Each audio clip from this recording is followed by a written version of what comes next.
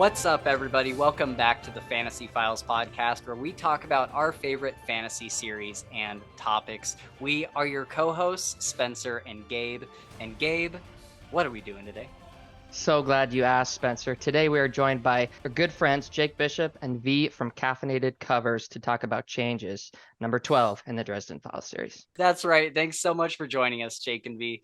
We're going to dive into Changes by Jim Butcher. We'll be doing spoilers for this book and the previous ones only. So if you're new to the Dresden Files and have just finished Changes, then you're in the right place, because we will not be spoiling the future books, but we will show you things to keep in kind of the back of your mind as you make your way through the rest of the series. For those who have read the whole series, we just started doing this new thing where we're going to be talking about future book connections at the end of the episode, but we will give everyone a big spoiler warning before we do that. So we're going to get into it, but I'll just say real quick that our Twitter, Discord, and Patreon are all linked in the description if you'd like to reach out to us for a chat, or if you'd like to help support the podcast. And of course, all of our guest links will be down there as well for their channels and Twitters. With that out of the way, I'm excited to chat with you guys about what we've all been reading lately. Have you guys been reading anything besides Dresden? Do technical books count? Sure. It's a book. Yeah. Yeah. I've been reading a lot about valves and control systems lately. 10 out of 10 would rather be reading Dresden Files. Yeah. Right, yeah. Yep, Okay. for sure. Very cool. I mean, I didn't read any Dresden because I've read Changes enough times. I Sure. did not read it for the show. If Yeah. I'm not prepared, you guys can all criticize me. I'm sure I won't. You know, I actually, have I even read this book? Who knows? I've literally read this book more than any other book. Yeah. Right now I'm reading The Dispossessed by Ursula K. Le Guin, which is my first Le Guin sci-fi, and so far I'm really, really enjoying it and think it's excellent. And I just read a Louis McMaster Bujold book, Paladin of Souls, who Jim Butcher would recommend, because I believe he called her his favorite currently working fantasy author. I thought Paladin of Souls, I liked her first book I read, Curse of the Challeon, more, but it was still very good. Took a bit to get into, but the payoff was certainly worth it. Yeah. Sweet. Okay. Nice. Yeah, I have not had very much time lately. I just started a new job that is very demanding. Mm-hmm. So other than Changes, today on my drive home from down yonder, I'm continuing Iron Gold. Oh, nice. Yep. And so I'm not super far. I needed to restart it because I think I got like 3 hours in, and I restarted on the drive, and the drive was 2 hours. So I'm 2 hours in right now. Okay, nice. I'm going to try and polish that off on my commute. Nice. Yep. Yes, I'm so excited for you to Yeah, it's get good. through It's Iron really Gold. good. Yeah.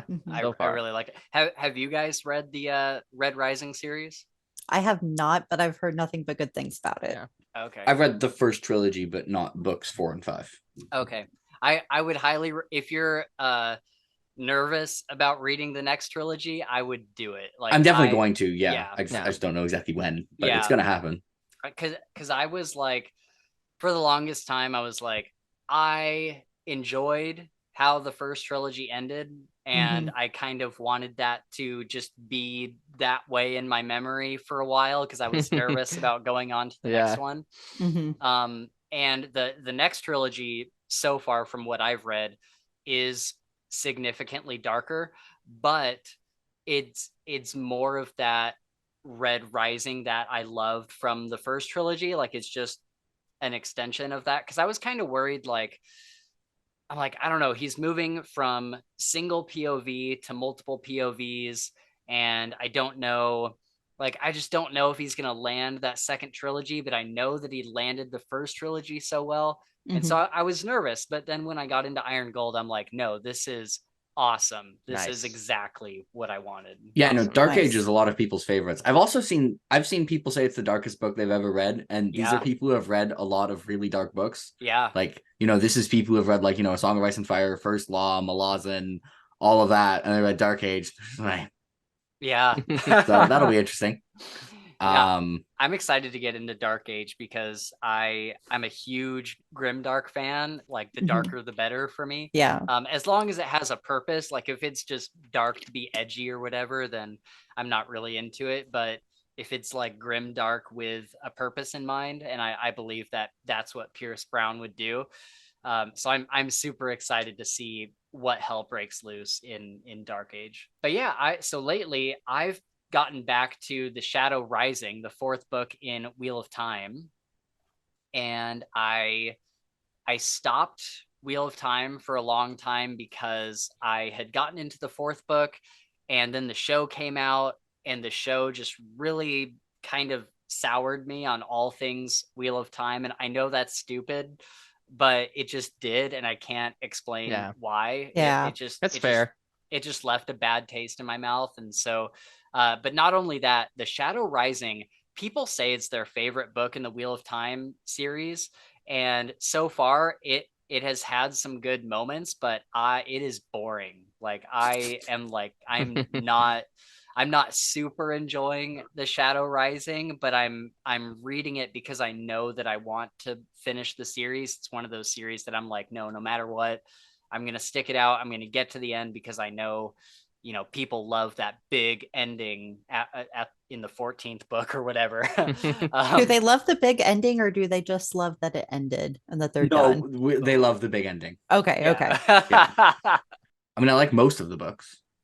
What's that? I'd say I like most of them? 13. I like 13 of them. So, yeah.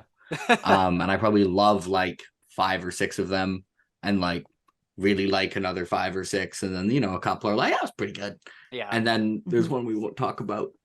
Which one's that? I don't even know. Oh, it's 10. Oh, it's okay. Everyone's least favorite. Oh, interesting. Okay. Well, not everyone. It's most people's least favorite. Okay, so it's like the ghost story of Wheel of Time. No, I mean Ghost Story. Lots I of people Ghost are Story, like, dude. I like it. I hate Ghost Story. I liked it. I just started Ghost Story, and it's like that and Full Moon are my least favorite books of the entire series. I would totally every agree. reread, I like Ghost Story more. Yeah, I like Ghost Story a lot. I'm glad that I have one person on my side. Thank you. Yeah, first time I read Ghost Story, it would have been like, I don't know, 13th. And then it moved up to like, I don't know, 8th. And now it's probably, at some point, it's going to be top 5. And I'm going to be like, what the hell's going on? Yes, dude. That's how I Ghost Story feel. is amazing. Yes, it's good, bro. No, It's Crossroads good. of Twilight isn't, Ghost Story is like very different, but like very good. Yeah. Just like weird. I think that's what Crossroads of Twilight, just like nothing happens. Right. Okay. Well, same with Ghost Story. No, that's so not true though. A lot happens in Ghost Story. Yeah, a lot happens. I just think you don't like it because it is so different. It's not your normal Dresden Files, maybe, but also I just think like the things that happen in it are just like, I mean, I don't want to go into spoilers, but I find it boring. Like when he's doing his things in between certain points in his life, there in Ghost Story, I'm just like, I just want to get to the next book. Oh, did y'all know that Ghost Story was originally recorded with somebody else voicing the book besides James? The first time I went through the audiobooks, I got to that, and the other dude was voicing it, and I'm like, what the hell is this? I remember you telling me. Yeah, I'm like, did he drop James Marsters? What happened? And then got to the next book, and it was like, okay, James is back. Yeah, but I haven't ran into that yet, thank goodness. Yeah, no, they had James like re-record it because everybody was so mad, and like the guy that did it didn't do a bad job. It was the guy that played Lionel Luther. Yeah, it's not Marsters. It's not Marsters. Yeah, I haven't heard Marsters' version yet, so I'm excited to try that as we're kind of going through the series this time. Maybe Marsters he'll make me like of Ghost Story. Yeah. So you haven't read it since. I haven't heard Marsters' version. I've only heard the other guy's version. When did Marster write it? That's why it's his least favorite. Yeah. Yeah, maybe. I mean, I didn't like it when I was reading it physically either. Yeah, dude. But you just got to give it a whirl. Give it another whirl. Maybe Marsters will change my mind. I don't know, but I've never enjoyed it. But yeah, anyway, so Wheel of Time. So I am going through, I'm further. I think I'm just barely further than I was last time when I gave up. And it's a slog. It's kind of a chapter slog. You're on, roughly? Chapter 34. Yeah, I got nothing. All right. If it was some points, I would know. All right. Yeah. Have you read Wheel of Time, V? I've read the first 3 books, and then I got to the 4th book, and I was listening to them on audiobook, and I think I just got sick of the Michael Kramer. Yeah. Yeah. Like he's like I think he's a good narrator. Like I listened to some of the other stuff he's done because he's His done a lot newer of Brandon stuff is Sanderson. better. Yeah, but he like definitely overacted, and he just has this like Oh, see, I feel like he bitter, underacts. like tortured, like grimdark hero voice. And so I listened to that for like 60 hours straight of car You're like, rides. my Yeah. brain needs a break. I needed somebody else in my head for a little bit. Okay, that's interesting. I almost feel like he's underacting for me. I feel like he's just so kind of monotone and droll and I think the inner voice in my head did a brilliant job. Acted the exact amount I wanted it to. That's right. That's As it should. dude, isn't that funny? Because when I first went through the Dresden Files, I read them like maybe like 4 times or something in physical, and I had a voice in my head for every single character. Bob was like this crazy zany, like Harry, like just kind of this weird, like out there voice. And then when I started listening to the audiobooks, I'm like, this is all right, but it's not how I pictured Harry sounding, although that was the kind of first couple close. books were kind of rough. Yeah. But then Marsters gets in the groove of it, and then it gets really, really good. Yeah. And I was just like, and especially Bob, I'm like, I don't know if I like Bob having this like British accent kind of thing. But now I can't even remember how my inner monologue was reading those books. Like I can't even remember what voice that was because now it's just James Marsters. This is actually the only one I've done on audiobook, Changes. Oh, interesting.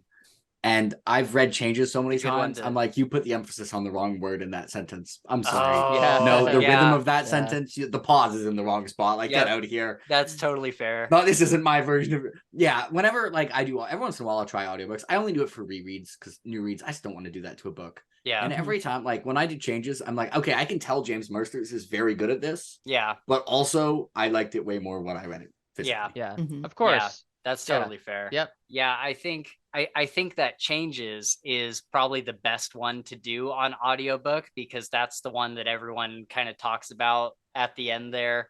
We'll get into it more in the spoilers, but yeah, where, he where does a he's great- very emotional and it where- just like rips your yeah. heart out. Yeah. Oh my god, yes. Yeah. Yeah.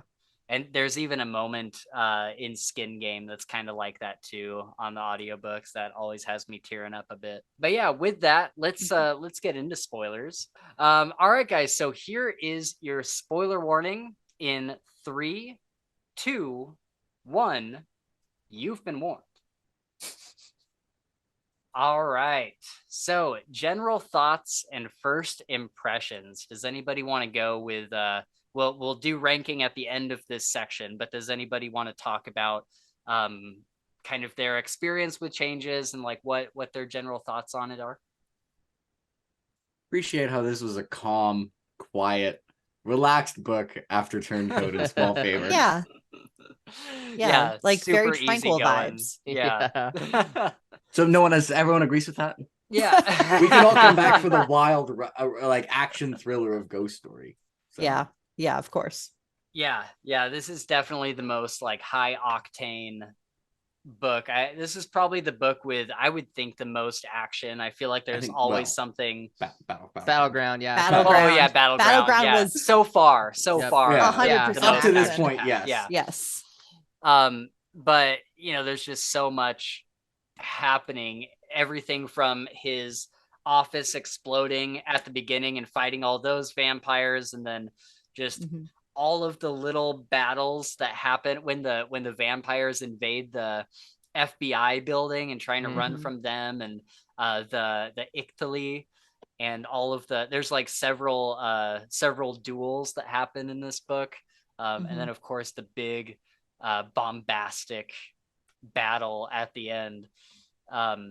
It's definitely the most would you guys say it's probably the most Dresden has pushed himself magically up to this point? Yeah. Yep. I was gonna say. say. I mean, it's the most he's pushed himself in like emotionally as well. You see a lot of time in Changes where he's just like unaware of how he's acting, which is kind of terrifying. Like when you're not in Dresden's head, considering like he can blow up things, Like there's the moment where like he's talking with Murphy, and Murphy's like, have you noticed like your foot is aggressively tapping against the ground? Oh yeah. He went in to just kill the Duchess like in the White Council in Glasgow, and Molly was like, if we're gonna do this, let's do it stealthily. And it was like, good work, Grasshopper. So, and then there's this time where he takes the Merlin aside and basically says, fuck around and find out. Yeah. Oh yes. Can we get a graph for the Red Court? Fuck around. Oh yeah, the meme. That would be awesome. Can that be a thumbnail? Just like Red Court, like Chichen Itza, and just with Dresden with fuck around and find out. It's just... that's a great idea. Future Spencer, make that the thumbnail. Yeah. So memes aside, this like Jim had one chance to write this book. All the other ones that are like, well, not Battleground, but all the other like, this is a Wild Dresden book. If he missed on that, he could have just knocked it out of the park next time. So he had one chance, one shot at it, and he didn't just knock it out of the park. He like hit it out of the atmosphere. So you could say that he took it down out of the atmosphere and landed it on a house full of vampires. Yes, that's correct. Oh yeah. Changes. I distinctly remember reading the Dresden Files as a wee lad, who did not talk to people on the internet, and unlike many people, did not know that Changes was this big thing. No one told me wait until you get to Changes. And I was going through all the titles, and it's like, 2 words, and I was like, oh, it's 2 words, and they're both the same. And I remember getting the next book and being like, oh, what's this one called? Changes, and just being like, that's the worst title ever. The crap. No, I was like, it was him warning me, like, oh yeah, shit is about to go down. And oh my, it did. And I like to joke when people get to Changes and they read the first line that Changes starts a lot faster than Turncoat, because Turncoat, if you go read page 1, it takes 2 lines, 2 sentences to get going. But Changes only takes 1, so it gets going like twice as fast as Turncoat. So Changes rules. True. It's my I guess right. It's my favorite Dresden book. It's somewhat close, but that's because the other ones that are close are also absurdly good. Up until this point, it's pretty easily my favorite Dresden book. Yeah, for sure. Yeah, I think for me, the level of the stakes, the stakes are way higher than they normally are. Never been higher. And the risk that Harry is willing to take in order to make these stakes favor him I think that's the part that grabbed me the most. Like it was, it's his daughter. It's whatever it takes. Like there's nothing out of the table. Like I will protect her. And I think that vibe, of course, carries through. And it was just really like, you can kind of relate to it. You're like, absolutely, dude, like go get your girl. And I think that's what sold it for me. And of course, all the action and everything else is great, but there's just this, this kind of vibe of like I will do whatever it takes, no matter what. And he even says that, like, if the world burns, me and my daughter are gonna roast marshmallows. Like we're gonna sit there and eat marshmallows while everybody dies. Like I don't care. That's a great point. And like it feels like it is the battleground of its time. You know what I mean? Like the peace talks battleground of its time. Absolutely. It feels like, like you said, there is nothing that is not on the table as far as what he will do to get Maggie back. And he, even if it costs his friends' lives, there's a line somewhere in the book where, or a scene where Harry is kind of thinking through everything's happened very fast, and he has a moment to kind of slow down and think, and he realizes that he is going into battle knowingly taking his friends and knowingly using them basically as human shields. Like that is their job as he goes in, is to basically deflect everything away from him so that he can grab the kid. They're all there willingly, and he is putting them in that danger willingly. And if we know anything about Harry, it's that he wants to protect everyone around. Like he doesn't throw people to the wolves willingly. He doesn't matter of fact, he keeps people he doesn't he keeps people out of battles. He's like, no, you're not going to follow me to the White Court for this big arena battle that we're doing, because it would put you in danger. And so for him to kind of break that personal rule, it is super high stakes, and it's like, this is my this is my daughter. And it tells you something about parenthood. I mean, I'm not a parent, obviously, but it tells you something about parenthood that he found out he had a child, and the next moment he's like, I will do anything to protect her. Yeah. And it also tells you a lot about Harry too. Yep. That's what Harry like was waiting, because Harry, I mean he had a dad for briefly, never knew his mom, Yeah. and was kind of waiting like for a father figure to come in and like save him his entire life. And then he finds out he has a kid who also has never met like their dad. And it's like, there was very little there was no question. There was no question at all. There was very little that could stand in Dresden's way here, where I'd be betting on them to stop him. Yeah. Right. He's someone who, even when his back is like literally against the wall and like he might die, there's always a couple options that he's not going to go to. And right away, I mean, he thinks about it as well. It's like, okay, right away, it's like, all right, Harry, there's some hole cards you've been sitting on. Yeah. And he kind of went to like the least bad one. And it's kind of like he would have pulled says, out the lesser of all the evils. stops. Yeah. But like it's like he said, he was not bluffing that. Like he'd be like, all right, we do a little Dark Hallow if we have to. Yeah. It's not on Halloween, so I won't be ascending to godhood, but we can make it work. Yeah. I think we can make it work. Where to Kembler go Burr? Yeah. Yep.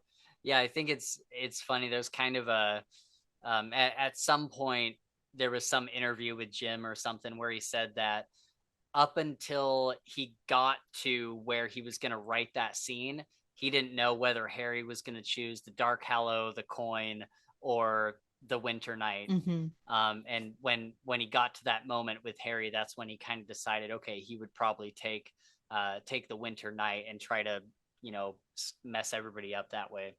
Yeah, I mean, I feel like it was the best decision. Oh yeah.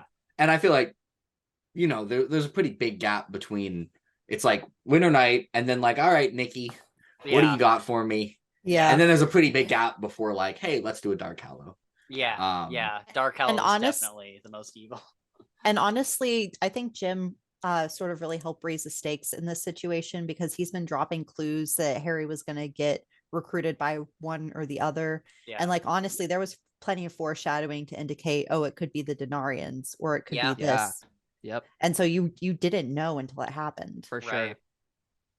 Yeah, everything although Lashiel and this is something that I think is kind of unique about the series, because like when he has Lash in his head, I've mentioned this before, but usually when you have a main character who like a dark influence, you're like, no, stay away from it. This is obviously stupid.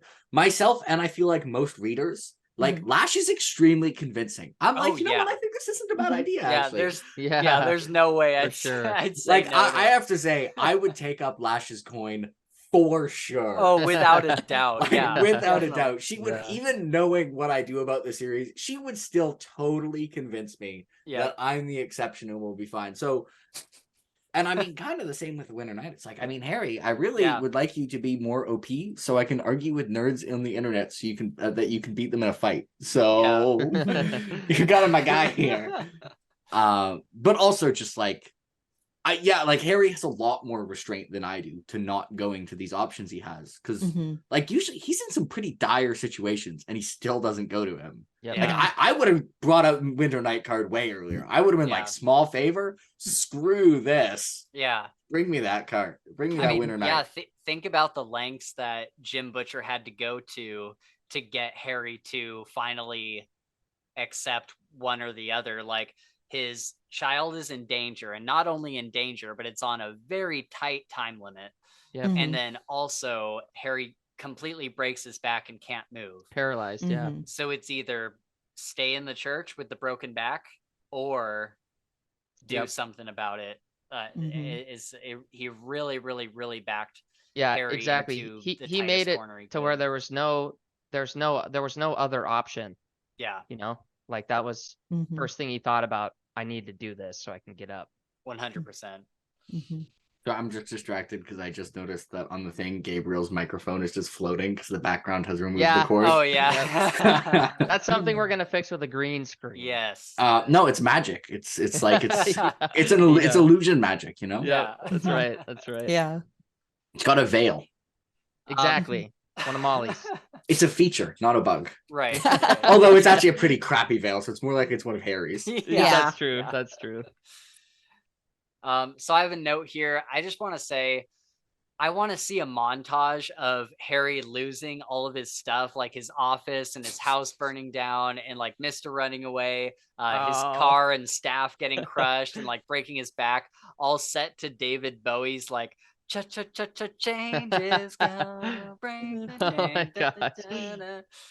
I mean, the That'd way be trailers brutal. work, if there's ever a Dresden adaptation, the season 8 trailer is spoiling the crap out of changes, right? Like they're Yeah. absolutely showing the house burnt down.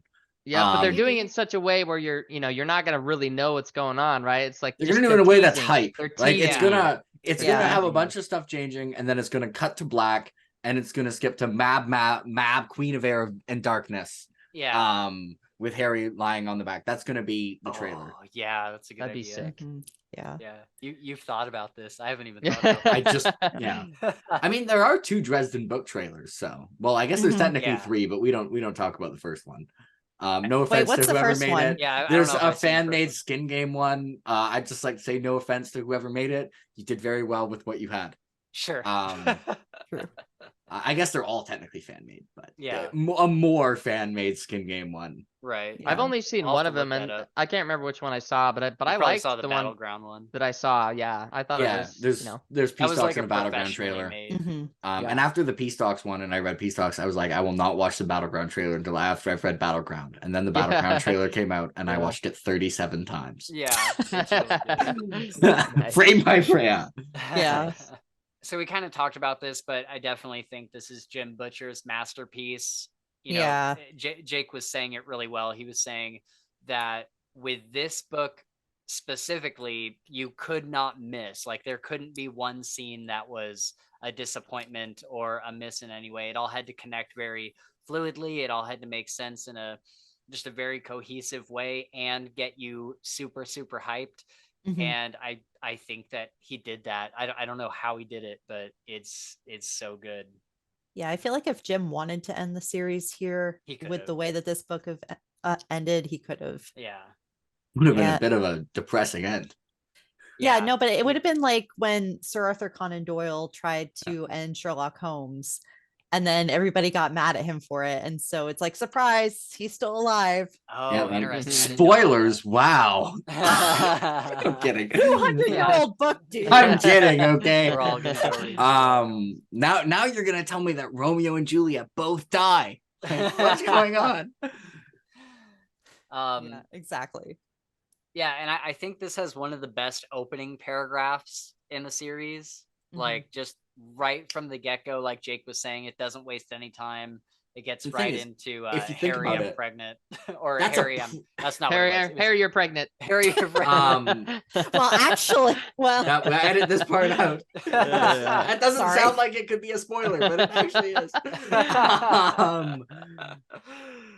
That sounds like a low bar of like one of the best opening paragraphs in a single series, but that's actually a pretty damn high bar because there's a lot of really good What is opening the- paragraphs. what is the first line of this book Yeah, again? I was gonna ask the same. It's like thing. the phone. I picked up the phone and like Susan said, "Harry, they've taken our daughter." That's Yeah, not that's a right, quote, yeah. but that's a paraphrase. No, that sounds right. Yep. Yeah. It's not exactly right, but it's Yeah.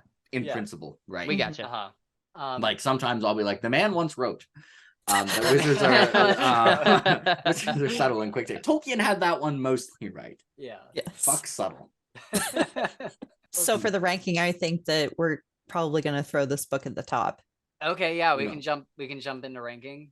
Yeah, I would say so. For me, Proven Guilty is my number one favorite book, and I think it always will be. But that is nostalgia speaking. If we're looking at this as a podcast and deciding where it should go in the list, I mean, my vote is undoubtedly number one. Yeah, I mean, up until Mhm. there's 2 after this where I'm like it's pretty close, but I still Yeah. would take changes at 1. Up until Mhm. this point, Yeah. pretty comfortably. I mean, Yeah. I think it's not like I really love a lot of the earlier books, so Mhm. I get annoyed. Like sometimes people act like Dresden is like just a bunch of random books, and then suddenly this huge jump to Changes, Right. and it's like, okay, yeah, like Changes No. is incomparably better than Full Moon, Right. but like Turncoat is also incomparably better than Full Moon. Yeah. I think Changes is better than Turncoat, but it's like, you know, they're both cool. Mhm. And like even something like Death Masks, that's like one of my favorite Death books Masks in rule. the series. Mhm. Also incomparably better than Full Moon, although I would maybe say that Changes is incomparably better than Death Masks. Yeah. Pretty close. I think it's a pretty comfortably a lot better. Although I just remembered you have Death Masks ahead of Small Favor. That was an entire thing last time. But one of you did. I fought you about that. And... Yeah, I wanted to put Death, like if it were only my decision, Small Favor would be damn near the very bottom. We talked about this already. Yeah. If you guys want to see me rant about that, you can go see the Small Favor episode. Yeah, but Changes to me is one pretty comfortably. Yeah. I'm a nerd who likes spreadsheets, so give books actual ratings. I think Turncoat is at like a 9 point. The one before Turncoat and Small Favor switch every reread. Really? Yeah. they're my two favorite up until this point. And like last reread, I liked Small Favor a tiny bit more. Reread before I liked Turncoat a tiny bit more, and it just like swaps. Sure, next reread it'll be Turncoat. That's how it works. But they're like a 9.2 on my scale. And this is like a 9.6, which I do not have a lot of books above 9.5. It's one of my favorite books of all time. I think it might be the best paced novel I've ever read. If I ever make a favorite chapters video, chapter 48 is gonna be in that top 5. It has maybe like, I mean, it literally has a part that just gets referred to by Dresden fans as those 4 lines, and like everyone knows what you're talking about. Yeah. Exactly. What more do you want? Exactly. Yeah. What more do you want? I like that. All right. So as far as our ranking goes now, it is we'll start at the bottom. 12 is Stormfront, 11 is Grave Peril, number 10 is Full Moon, 9 is Summer Night, 8 is Blood Rites, 7 is Death Masks, 6 is White Knight, 5 is Deadbeat, 4 is Small Favor, 3 is Turncoat, 2 is Proven Guilty, and 1 is Changes. I think that's a pretty damn good top 3 right there. Gabe, I have a personal mission for you, and it's to not let him put Ghost Story insultingly low. Not asking for it to be top 5. Dude, hey, I'm right there with you, man. Yeah, I promise. It's just I promise you. I promise you. I will not let it happen. Like, I will not let it happen. At least Full Moon, Grave Peril, and Stormfront. Like below that's insulting. Higher, dude. Yeah, higher for sure. Higher. Yeah. But like, if this ranking, if I get invited back on for like Battleground or something, and I see this ranking and Ghost Story, we're gonna have words, huh, dude? We're gonna have words. I will consider your task a failure. Okay. Okay. I got your back. Okay. Jake. I'll make it happen. For the Ghost Story episode, we'll just leave Jake off the episode. We'll invite V back. Oh, shut up. No. Argue that too. No way, dude. You won't have me if you don't have Jake. He's like, that's okay. Well, no, if we don't have you, then Full Moon then Ghost Story will be like last. That's insane. So, and this is not a spoiler, but I've heard that there's some really important things that I probably missed out the first time that I read through Ghost Story, that are important for like stuff later on in the series. How many times did you read Ghost Story? Once. Okay, I think it's the most improved on reread, in my opinion. Yeah, I would agree totally. Yeah. It's the one I go to like if I haven't read Dresden in 6 months and I want to go back, I start with Ghost Story. No, the funny thing is because my first like 3 rereads of this series, maybe the first 4 rereads, I skipped Ghost Story because I just wanted to get Cold Days every time. Yeah. And I was like, I didn't like it that much. And then the next time I was reading everything, and I was like, okay, I'll read Ghost Story, and I was like, Ghost Story is like such a cool look into the the unsubstantial of the world. Like you're seeing this whole entire other side of what, you know, as Dresden, like there is this other place that we only get glimpses, and he's there. You know, it's like it's. Really I do think so. Ghost Story has a couple things that I think will hold it back from climbing higher, but it also I think has some of the absolute best character work, theme stuff, emotional stuff in the entire series. And I think there's a lot of like missing keys to theories that I have. Like I have several working theories around certain characters in that book that it's just like missing something, and I think I'm gonna find it in Ghost Story. Yes, just try it. It won't hurt you. You know, It's not gonna hurt nobody. Just try it. Or don't, because then you can't be invited back, and they have to find someone who likes it. No, we love V. We should have everyone on for that episode, just so that we have like a balance. We can have a balanced discussion. The most controversial Dresden book ever. Yeah, Battleground compared to the Fantasy Files. Maybe Battleground, just because some people randomly don't like Battleground, and I'm just that's crazy to me. Okay, it's crazy. Whatever you say, folks. Had no chill. It was battle. Yeah, but it was so good. Yeah, but I mean, it was for a reason. Like that's what needed to happen. Changes. We gotta talk about changes.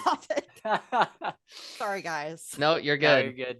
So what do you think it says about changes that like Odin shows up in this book and it's like it's the 17th most noteworthy thing that we're getting? I know. True. That's true. It's like good point. Very good point. I forget about it every single time. And then all of a sudden it's like, oh, that's right. Odin's in this one. I forgot. Let's see rules, but it's nice to have a source of information who's just like, who's like us. It's like, I think I like you, Harry. And I'm like, yeah, I like Harry too. Thanks, Odin. Exactly. Just for once, like a character that's not really trying to get anything from him outright. And like Harry even asks him, like, why are you doing all this for me? And he's like, isn't it obvious? I'm on your side, boy. Yeah. It's like, yes. Which cool. I think actually I think Odin overestimated Harry at that point, and he was trying to tell Harry, like, I'm a part of the Grey Council, but Harry just completely missed that and was just like, he's a nice fella. But that's Harry. He figures it out in the long run. Yeah, he gets I think it's Martin says in Small Favor or Deathmatch, like Susan says, like, he's only thick in the short term. Okay. Yeah.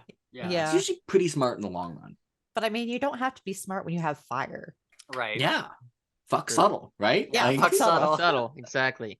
So real quick, before we go into like more favorite moments and stuff, I want to say kind of close to the beginning-ish of the episode, that the next one after this one will be side jobs, where we're going to do so the short stories. The novellas are so here. I'm just gonna ask it right now. You can edit it out if you want. But when we do that recording, are we gonna do all of them? Or are we gonna piece by piece? Yeah, we'd read all of side jobs, cool. And then we can split it into like different chapters throughout the episode. Perfect. And there's one of the sections that might end up being where the introduction to the short story might be longer than the short story. Yeah, because it's like it's Bob and Harry working on the sign is like a page. So the introduction, like, and the next short story in side jobs might end up being more words than the actual short story. You could just read the entire thing and be like, yeah, so it was that one. Yeah, right. So yeah, anyway, that's what's coming next. Side jobs. I think that'll be a ton of fun because there is a novella in that one that takes place right after changes, like right after Harry gets shot. Folks. It's from Murphy's point of view. Yeah, Aftermath. Yep. All right, so let's go into favorite moments and quotes. What I'll hand it over to you guys. What are some of your favorite moments? Who gets to pick the 4 lines as their moment? Let's do that at the end. Let's okay. Closer. Yeah. We'll start earlier. Yeah. I've got one that I want to pop off with here. Okay. And this is when Harry has to go to the police station because they're holding Susan. I'm pretty sure when they're holding Susan, and she gets into a room with Rudolph and Murphy, and Rudolph does this like, here's this paper, you sign a deceased letter, you cannot come in here, Murphy, anymore. And Murphy's like, you mosquito dicked weasel. And then so that was a cool such part. A great line. Yeah, and then when the ick comes in and shit starts popping up, Rudolph is freaking out. He's like, you have to tell me what that is. And Harry's like, do we tell him? And Murphy. It was Harry that said that. Or Murphy. Harry says, should we tell him? Yeah. I think we have to. Yeah. Terrorists. We'll say at the same time, so terrorists. Funny, dude. I love that. And that was such a great scene right before that too, where they're talking to Tilly and they're telling him like, okay, if you want us to be honest, it was vampires, and they start saying all this stuff. He's like, there's no way. And they're like, okay, what if we told you it was terrorists? Yeah. Like, or drug cartel or whatever. Or drug cartel or whatever. Like, could you believe that? And he's like, okay, I could get on board with that. Yeah. And I really like Tilly. I do too. I think he's a really cool character. He's finally somebody in the like non-supernatural world. I mean, I guess there are a few people in the non-supernatural Well, so world that are here chill, you but might He have also to. has like a slight talent. He's got and talent. he That's doesn't what I was know gonna it. say. Yes, Yeah. and he can tell when people are lying or not. right. That's his talent. Okay. Yeah. And the interesting thing with that, I think that he doesn't believe everything he hears because he's like, well, Harry could believe. Yeah, that he's you could telling believe me it. the Exactly. truth. Yeah. So but I think he's going to turn out to be a pretty big force for good. I think one of my favorite sections from that part is when Harry just tells like Tilly, like, I'm giving you a chance to just like let us go. Yeah. I monetize, like, I will just leave if I have to. Yeah. Yeah, and I could easily do it. Like, no offense, but like, we got fireballs, folks. Yeah. And I don't know it yet, but I can bench a lot. So Yeah, that's Yeah. right. That's right. 400 Right. kilos, baby. Let's go. Yeah. Yeah. There's the minorest spoiler of all time. Sure. It's not a spoiler. Yeah, so that part's great. Yeah. Love Tilly. Hope he comes back. Yeah. Yeah. So yeah, we're going great moments and changes, and I was thinking like, oh yeah, chapter 1 when he gets the phone call, that's pretty great. Chapter 2 when he goes to Max, that's pretty great. Mhm. Chapter 3 when he goes back to Molly's, that's pretty great. And then Yeah. the next 2 chapters when they go to Edinburgh, that's pretty fantastic. And then when his office blows up, that's great. And then Yeah. like, all of them. All of them are so good. Yeah. Let's maybe start near the beginning. There's this great line that's delivered by Mac.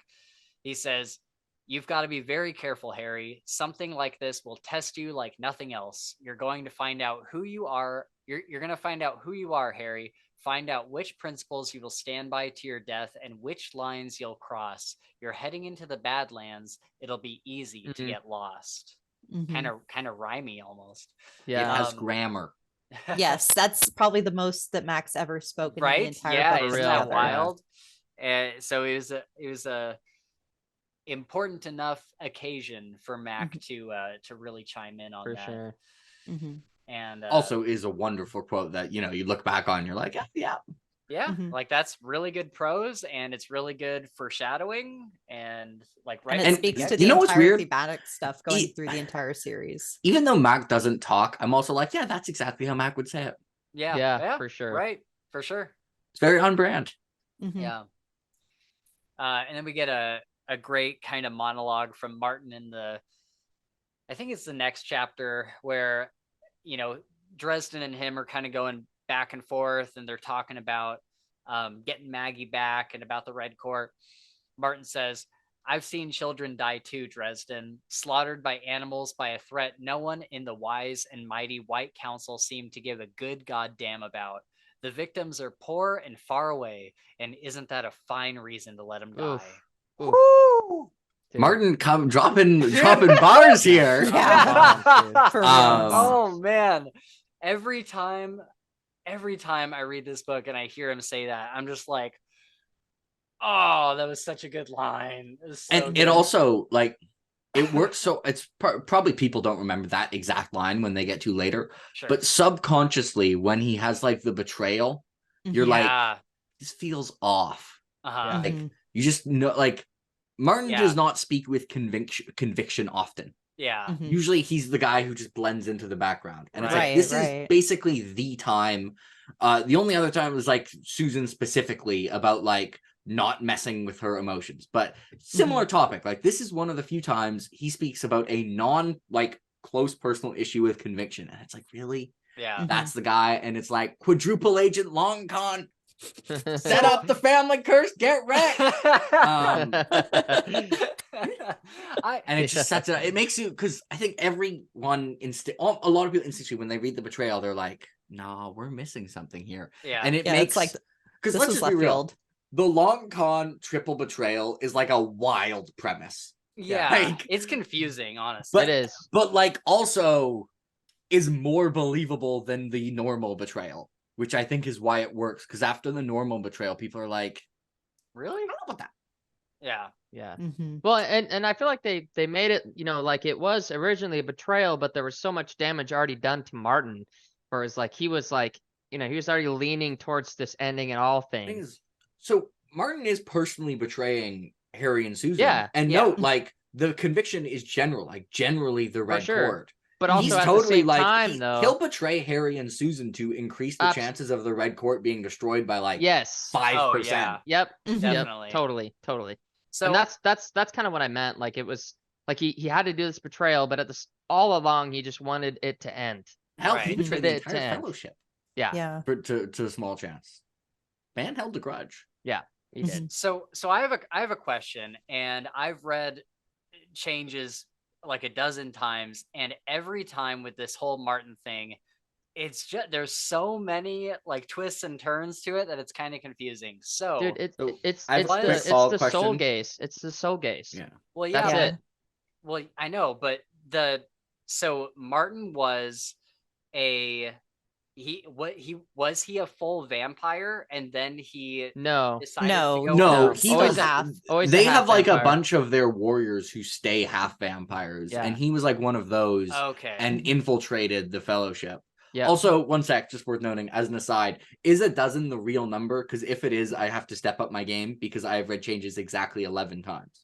So a dozen is 12. Yeah, I know. Has he actually That's read what a he's dozen, saying. the Changes a Yeah. dozen times? Yeah. Like, Yeah, I know a dozen is I 12. don't I'm like, know. is that actually the amount that He you probably read it? Or has. I mean, just maybe probably. more. Dude, I've read the Dresden Files so many times. I'm probably at like number 8, I think, Yeah. of my rereads for Changes. This is the one I've read the most. Yeah, it's Yeah. 11, and then we're at I think 10 or 11 for Skin Game. Those are the two I've read Nice. the most. Mhm.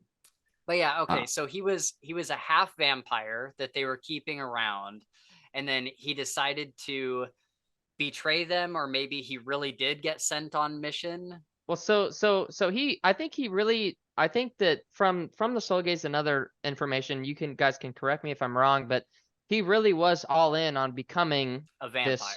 a vampire, a higher Mhm. level of the Lords of Outer Night, not potentially Lord, but he wanted to rank up. He's been serving them for so long, but then in serving them for so long, he started to get this other thing that was like, well, they're terrible. Like, what are you doing? Like, this is, this is just bad. And I think he had, there was a part of him that just said like, Conflicting. yeah, conflicting. That was just like, no, like this is, I'm not saying, I don't think he thought it was wrong, but it just rubbed him the wrong way that stuff was happening the way that it did for so long, hundreds of years, that it Yeah. made him So develop this basically, kind of, he turned to his friends and he was like, "We've got skulls on our uniforms. Are we the baddies?" yeah, But he exactly. actually just said that to himself, and then he was like, "Yes." And then I will. So he was like, "I will now work on destroying the Red Court, and if some people gotta die, some people gotta die."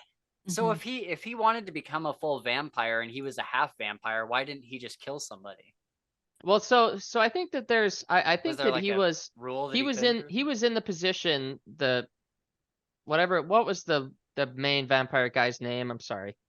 Just the Red King. The The Red Red King, King. yeah. Thank you. Yeah, that's what I'm Not talking about. exactly an original name, but Well, yeah, the Red King was like, wanted him in on the Fellowship of St. Giles. And so like that's been his post for hundreds of years. He wanted an in within that Right, post. And so he okay. couldn't become a full vampire if he wanted to stay there. yeah, Right, and like he right. wanted like social advantage. So like yeah, he could go become a vampire very easily. Yeah. But what the But then king he wouldn't be wanted like was respected. this, They respect yeah. self-control. Yeah. So then they'd be like, "You had this job where you had to be not a vampire, and then you became a vampire. Like that's lame. You Yeah. suck. Mhm. Learn to have self-control, kid. Right. Okay. Enjoy being cannon fodder." Yeah. Right. Okay. Okay. Maybe get smashed by a It's gravity all clicking spell. into place now. I see what's going on. Mhm. Okay. Moral of the Sam. story: fuck Martin. But also, Fuck Martin. damn, that was kind of badass, Martin. You Yeah. got him. Right. Yeah. He got him. He got him in the end. He got him. Also, I think it's hilarious how Martin is the guy that blends into everything, because right now I'm reading Alex Ferris, the second book, and this isn't a spoiler or anything, but like in the very like first or second chapter, there is a blonde guy named Martin who is described as being incredibly plain. Dull. Oh, Yeah. that's funny. And That's Alex gotta doesn't be like him either. So in my head canon is they're the same person. For sure. Yeah. That's funny. Yeah, that's Yeah. got to be a nod. I speaking of Martin, I love this line from Harry. Martin says, "Anything else you want to say?" And Harry says, "You went blonde. It makes you look sort of gay."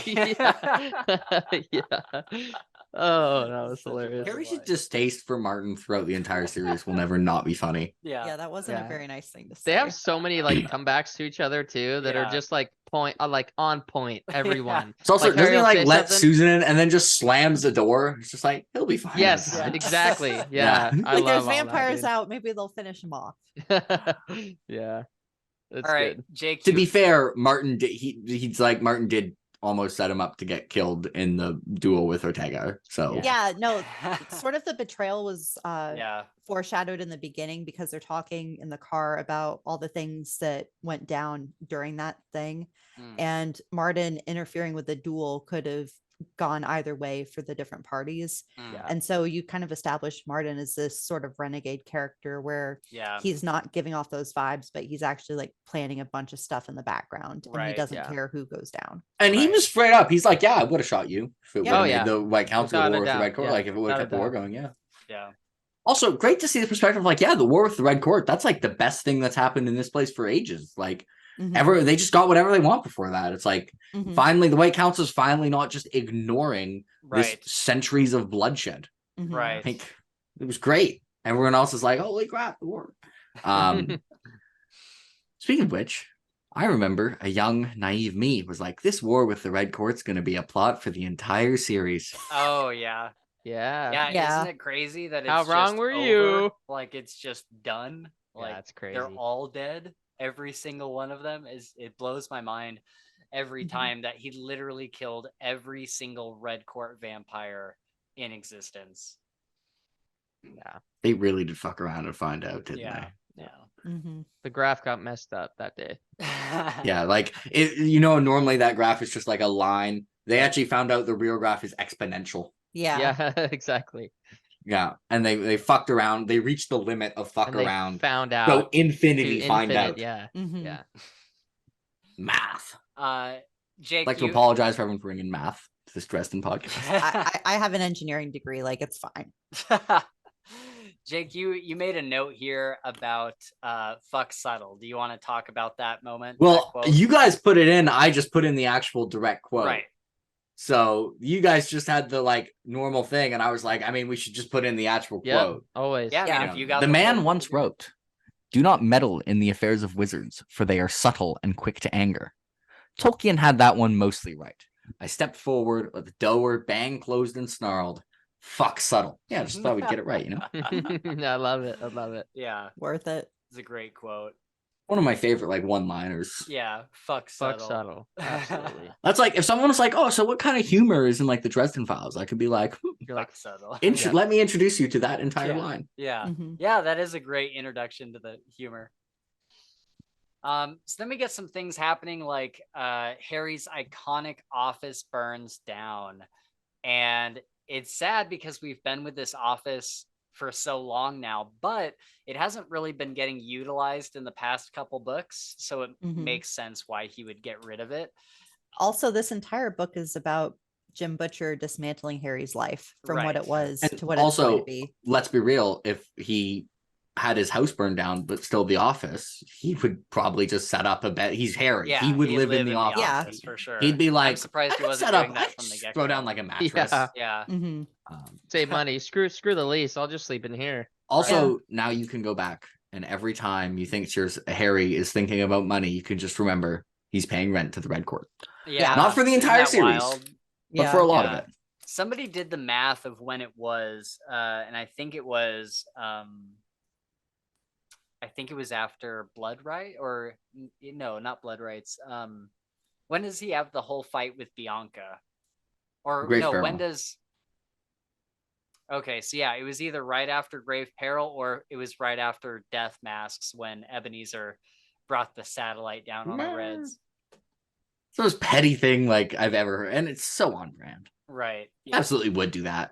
Yeah. You're like, oh, I think it's funnier if it's after Death Mass, and it could be like, oh, your granddad, which I know and you don't, Yeah. dropped a satellite on my husband. Well, Yeah. you're gonna have to pay me rent, bitch. Yeah. That's Yeah. Now it's your fault. Yep. Yeah. And did Bianca, or not Bianca, did Ariana even love Ortega? Because it says that I think they had a weird relationship. Yeah. where We they had a like, relationship for sure. you know, the hate and love being two sides of the same Yeah. coin. yeah. They had that kind of thing going on. Yeah. She would love-hate send him away for relationship. like months at a time and bring him back and send him away. Mhm. It was at her whim. Yeah. I mean, Mhm. she was probably pissed that someone other than her murdered him. Like, Probably. Definitely. it's probably like, be. excuse me, I was hoping to drop a satellite on that man. Right. Yeah. Yeah, and then I have a quote here, and this has been such a running joke for the past few books. Molly was in the kitchen profaning breakfast. Yeah. I love that. Is this the one where she gives him orange juice? Yes, which Yeah. so poorly timed. Yeah, exactly. Yeah. And he's just like, this is not coffee. I can't remember what he says, but I remember I laughed when he said, like, you know, whatever he said about the orange juice not being coffee. I cracked up. Oh yeah, because he was like, she was trying to get him off of coffee or whatever. Yeah. Yep. So then here's a thing. Either That's just Jim torturing Harry, right? Like that's just him being like, I wonder how I could make things even worse. And instead of any significant thing, it's like, what if you had to quit coffee during all of this? Yeah. Like, what a dick, dude, Jim. Yeah. You couldn't do this in another book? Yeah, you couldn't. But also, that. this is probably Molly trying to take care of Harry or like show some sort of affection or something like that. Well, that's more depressing. well, yeah, but again, this is Jim. This is Jim's job is to make Harry's life miserable. Yeah. Yeah. Jim is a fuck your feelings kind of guy. Yeah. So yeah, then somebody was talking about this earlier where the Merlin orders Harry not to get involved because no one's life is worth losing the destruction of the Red Court. And then Harry says that he's got it wrong, and he's like, no one life is worth anything less. And then Merlin kind of puts his hand on his wand and eyes Molly, like kind of issuing a threat. And Harry has this badass moment where he gets right in his ear and he says, go ahead, Arthur, try it. Try me. Yeah. Oh, dude, sick. It's so good. Oh, so by the way, there's going to be another line in here, which is the quote I had, that line and the other one where if you had to sum up Harry's like morality and core character with 2 lines, those are the 2 I'm taking. I have said very often, one thing that I find very interesting about Harry is a lot of characters in fiction are very like utilitarian, like ends justify the means to the ultimate degree. And it's kind of like one of the ways a lot of authors like to make a morally interesting character, and it normally works. Harry is the opposite. He's like deontology and ethics. The ends do not justify the means, taken so far that it actually becomes scary, where it's like he will go to war and already has for one person. And yet at the same time, this entire book, he's using ends justify the means to make it through because he has to do some pretty shitty things to get his daughter. Yeah, so I'm like, from a process standpoint, he's like ends justify the means, but like from a morality standpoint, like if you gave him morality puzzles, like trolley problems, he's taking like the deontologian route, like basically 100% of the time, which is kind of the opposite route that most authors go. And I just find it really interesting that Harry is like this other route, because usually like that route is the good guy route. Like usually it's like the anti-hero is like, at the end's just fine, I'll do whatever I have to. And Harry's like, no, I will not be pragmatic enough. Yeah. And that is what will make me scared. Because if Harry believes he is right, there is nothing that will change his mind. Oh yeah. This is why the council finds him so scary. Like, yeah. If he thinks he's right and he's actually wrong, he's terrifying. Also, by the way, fun thing, the Merlin of like probably actually kind of knew that Harry was gonna then go after the Red Court, and I know this because Jim. Oh, the root and stem comment. Yeah, because Jim had like an interview on Mike Book Reviews, and he asked for Q&As, and guess which person commented this question? It was me. And it's like, if you could write from the perspective of like which short story would change our perspective the most, and the answer was the Merlin, partially for this reason. Just like saying for the record, that was my question. Nice. I see people reference it all the time in Dresden Discords, and every time I'm just like, that was me. Wait, there are Dresden Discords? Well, there's book Discords with Dresden chats. Okay. Well, there is a Dresden Discord. Yeah. But there's lots of book Discords that have Dresden channels that I frequent, because Dresden is up there among my favorite series, but it is by far my favorite series to watch other people read. Or to like discuss. Like, I think that there is an infinite amount of, an intimate amount of An intimate or infinite? Sorry, I didn't mean to say Infinite. infinite amount of kind of information and different like plot points and stuff that you can talk about and turn into a discussion. That's why the Dresden Files podcast, they only talk about the Dresden Files, and they're able to come up with a new episode every single week just because there's so much to discuss. My next quote here is, "I will make Maggie safe. If the world burns because of it, so be it. Me and the kid will roast marshmallows." And that is the first, like, one of the first, like, let's fucking go, dude. I'm ready for everything to It's like, burn. oh shit, we're doing this? Yeah. Okay. All right. Okay. I'll hand it over to V. Did you have another moment that you really liked? I don't want to steamroll everybody. Oh yeah, no, we're having a good time here. I'm not sure if we want to talk about it now, but the end, sort of the climax of the entire story, and just listening to James Marsters do it and how he just brings out the entire emotion, it just like wrecked me. Oh, and yeah. that's like the thing I will always remember the most from this book. Yeah, I have a quote here somewhere. It's not the 4 lines. We'll get to that, but it's one day I hope God will forgive me for giving birth to the idea that came next, because I never will. Yes. Oh my, Chills. tear my heart out. Also, retrospective Dresden hits there. Oh yeah. First person past. Every once in a while, he goes a little first person retrospective. Yeah. Oh yeah, I know what you mean. Yeah, I love that. We'll talk about that later for the theory thing. Got a video on that, theory number 3. Everyone check it out. So I think it's a deliberate foreshadowing hint, the way the tense does, and not just Jim writing in a weird tense. But retrospective Harry hits different. I'm telling you, there is not a line of retrospective in this series that does not go hard. Okay? Yeah. They all do. Yeah. That one might be the one that goes the most hard, though. Like, every time I read it. And I know what's going to come now. And it's just like, oh. So on a much more lighthearted note, when Harry saves his landlady, or tries to, and then Sonia comes and finishes everything up. Yeah. And she's just like being like, thank God you were here and blah, blah, blah. And she has no idea he's the Knight of the Cross. Yeah. It's just like the most like, Sanya also throws in like if he exists, it's probably unrelated. Yeah, exactly. Yeah, matter of fact, right before that, she says, "Dear God in heaven, save us. Save us." And then the very next line is, "Sanya came flying over the planter and jumped onto the ladder and ran up it without even using his hands." And meanwhile, Sanya's like, he like waves to Harry. I'm not convinced. I'm not moved. I love Sanya. He's great. Oh, he's probably one of my favorite characters. I have like 26 one of my favorite characters in this series. I mean, how can you not? Yeah. I have an unfair amount of like favorite characters. It's like everyone. Yeah. Except Rudolph. Fuck Rudolph. I feel like that should be a drinking game, but we would all die.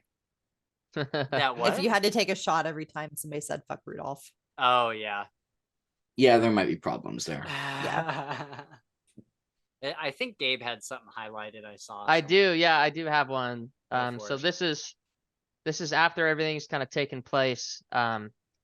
Harry's at the temple. He's holding his daughter. He says, "I sat down on the top step, holding her to see what I had paid for." He paid in blood for his daughter. Yeah. How fucking crazy is that?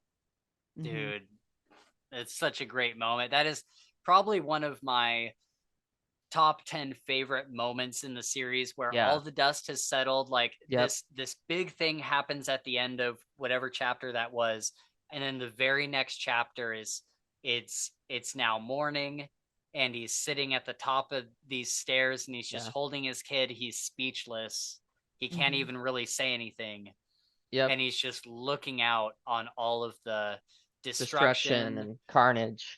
And he's just kind of like taking it in. It's this very quiet moment where there's not even, from what I can remember, there's not even like much of a really busy inner monologue or anything. It's just kind of this moment where he's just Yeah. kind of That's seeing it. everything. It's one of the It's few like, moments that wow. like skips over sometime where Yeah. it's like narrator Harry has a few moments there after he killed Susan Yeah. where like Mhm. he hid stuff, which Yeah.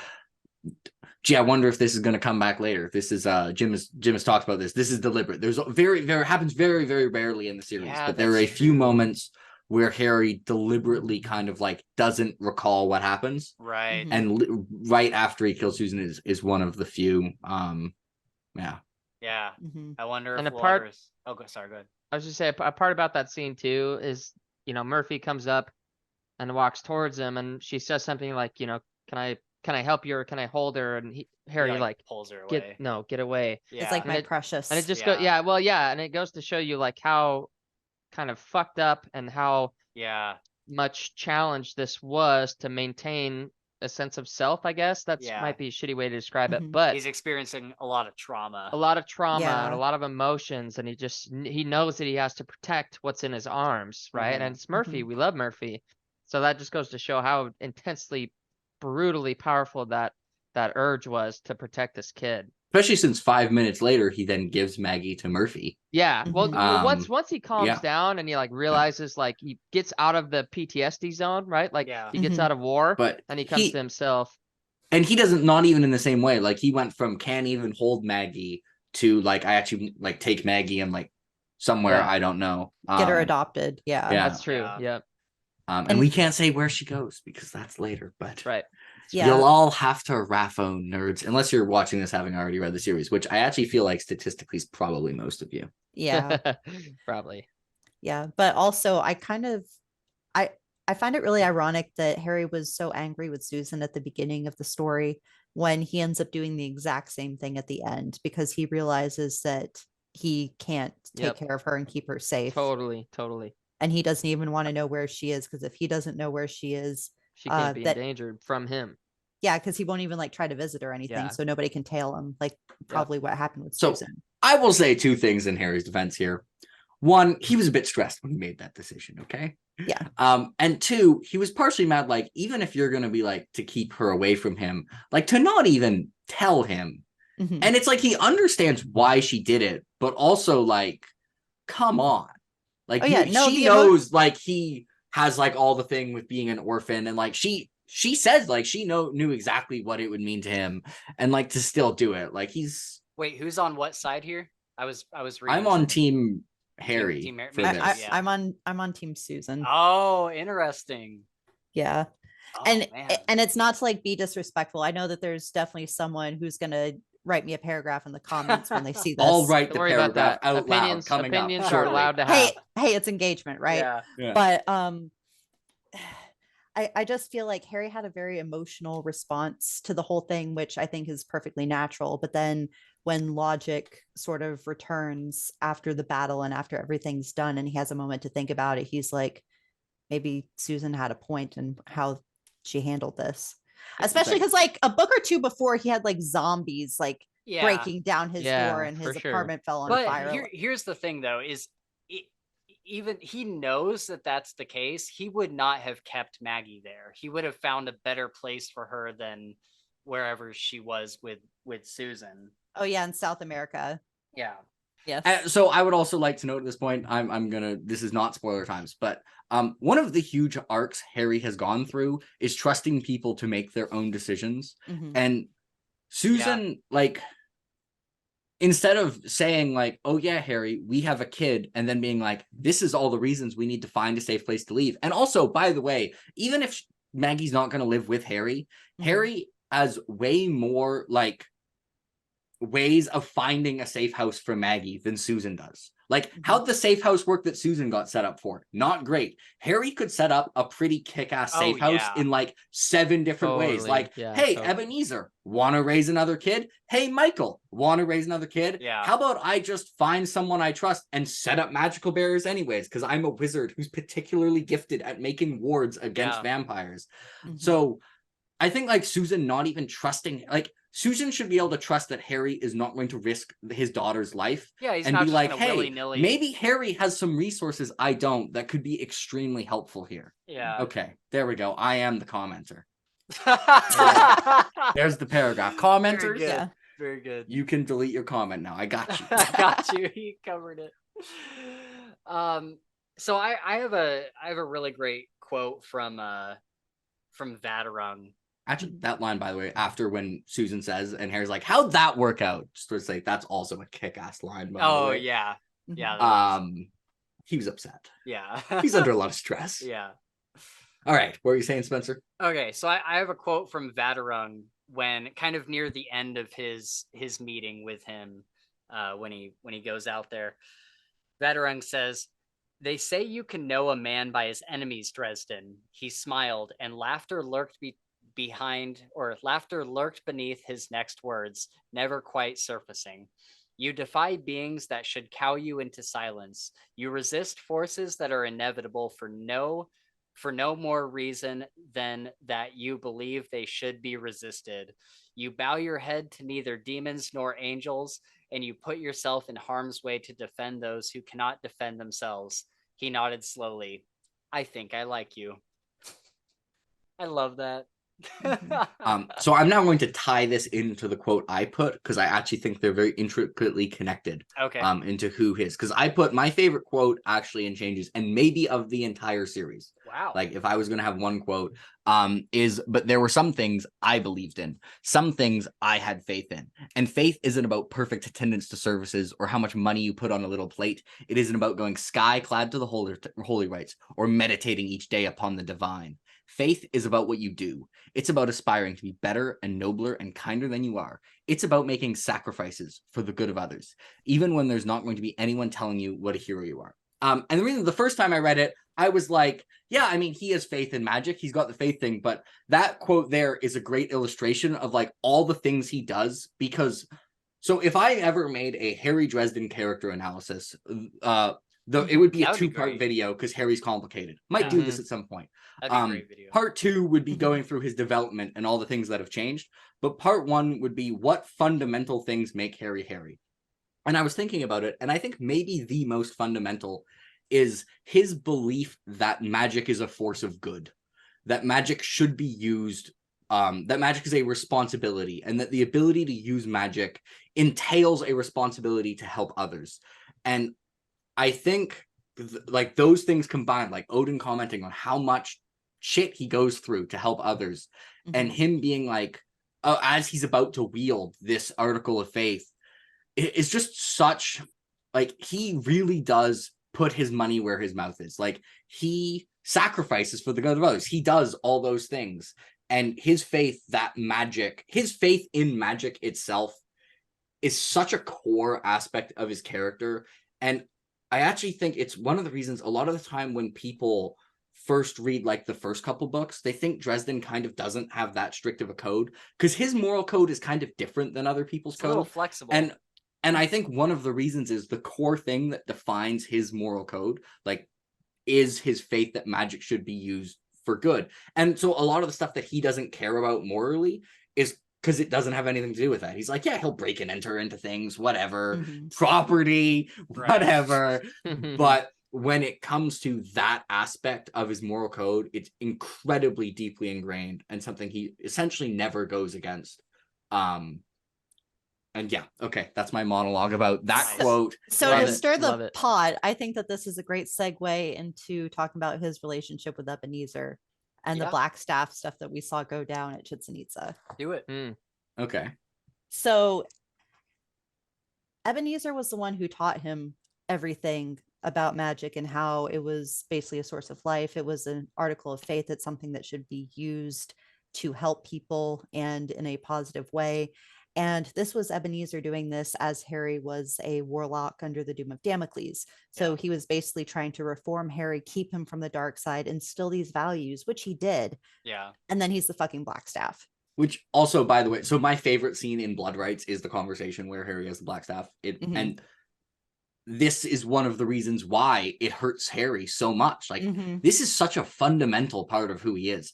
Right. I might argue it's the fundamental. Like, if you had to pick a defining characteristic for Harry, it might be his belief that magic is a responsibility to be used, like, for good. So for the person to have instilled those values on him, to be a fucking hitman, like, That's one of the reasons it hits so hard for Harry. It's not even just like this mentor dude I like is actually kind of a dick. It's like the person who instilled the fundamental, like, my moral guiding light treats it as a joke. Yeah. Yeah. And then you see him like just wave his wand at Chichen Itza, take out 100 guys. They just slump over dead. Does it again. Doesn't even think twice about it. And then he throws another staff over at Harry and it's like, hey, you want to help? Yeah. Yeah. Yeah. It's wild. And I don't, without getting too like philosophical for hours, it's like, can you learn good things from someone that does bad things, or can a mentor, can a bad mentor still teach you good things? And it's kind of the thing of like, when we're young, we get taught by our parents basically everything, and then as we get older, and I'm sure it's the same with you guys, you kind of learn that your parents are just people. They're not like these superheroes that can handle everything. They're just making up They're stuff human. as it goes They're along. human. Yeah, they're making it up as they go, and it's not like this big thing that you expected it to be like, oh, when I turn 30, all of a sudden I'm like this superhero and I turn into like what my parents are or whatever. It's not. I don't know. It's just interesting to get older and realize that your parents have flaws just like you do. Yeah. And in some cases, they have very bad flaws. I mean, could you imagine being a child, kind of growing up, and then when you get a little older, you realize that the whole time, obviously this isn't going to apply to 99% of families, but you get older and you realize that maybe your dad was a drug addict the whole time you were growing up or something like that. But you do have those fond memories of, whatever, playing catch in the backyard, or him, teaching you about whatever, teaching you how to like work on a car or whatever. It's like, okay, so is that, does that negate any of those memories that you have with that person?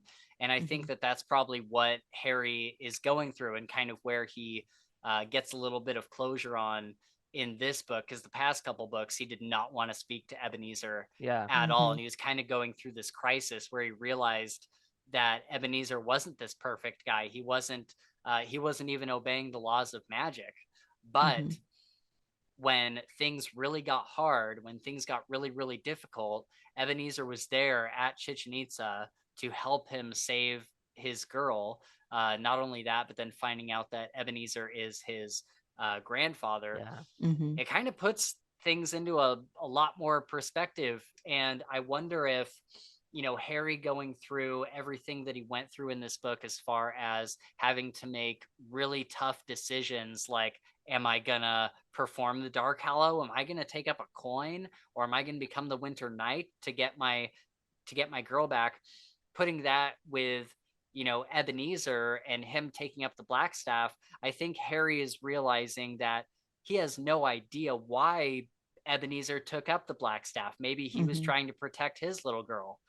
And so I think it all kind of, it puts it into a weird sort of perspective that I think is really, really cool.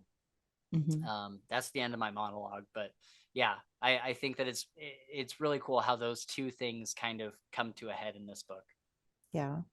So part of that I'd like to note is when he thinks, like, when Ebenezer shows up and he realized like Ebenezer's his granddad, there's a really interesting moment that maybe people could pay attention to, because it might come back later, which is that Harry decides Ebenezer was probably not even considering self-preservation, which I think is an interesting conclusion to come from.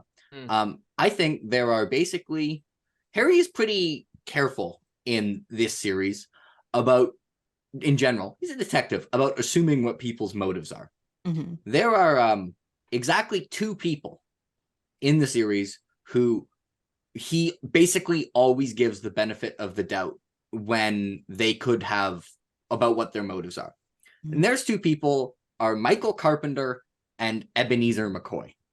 I would like to say that it is my opinion that one of those people is more deserving of the benefit of the doubt than the other, and that this may be a slight blind spot for Harry, Blackstone, Copperfield, Dresden, and that maybe the view of Ebenezer you've been showed has been slightly tinted by that. Oh, All yeah, right. you got to take everything with a grain of salt now. Yeah. Yep.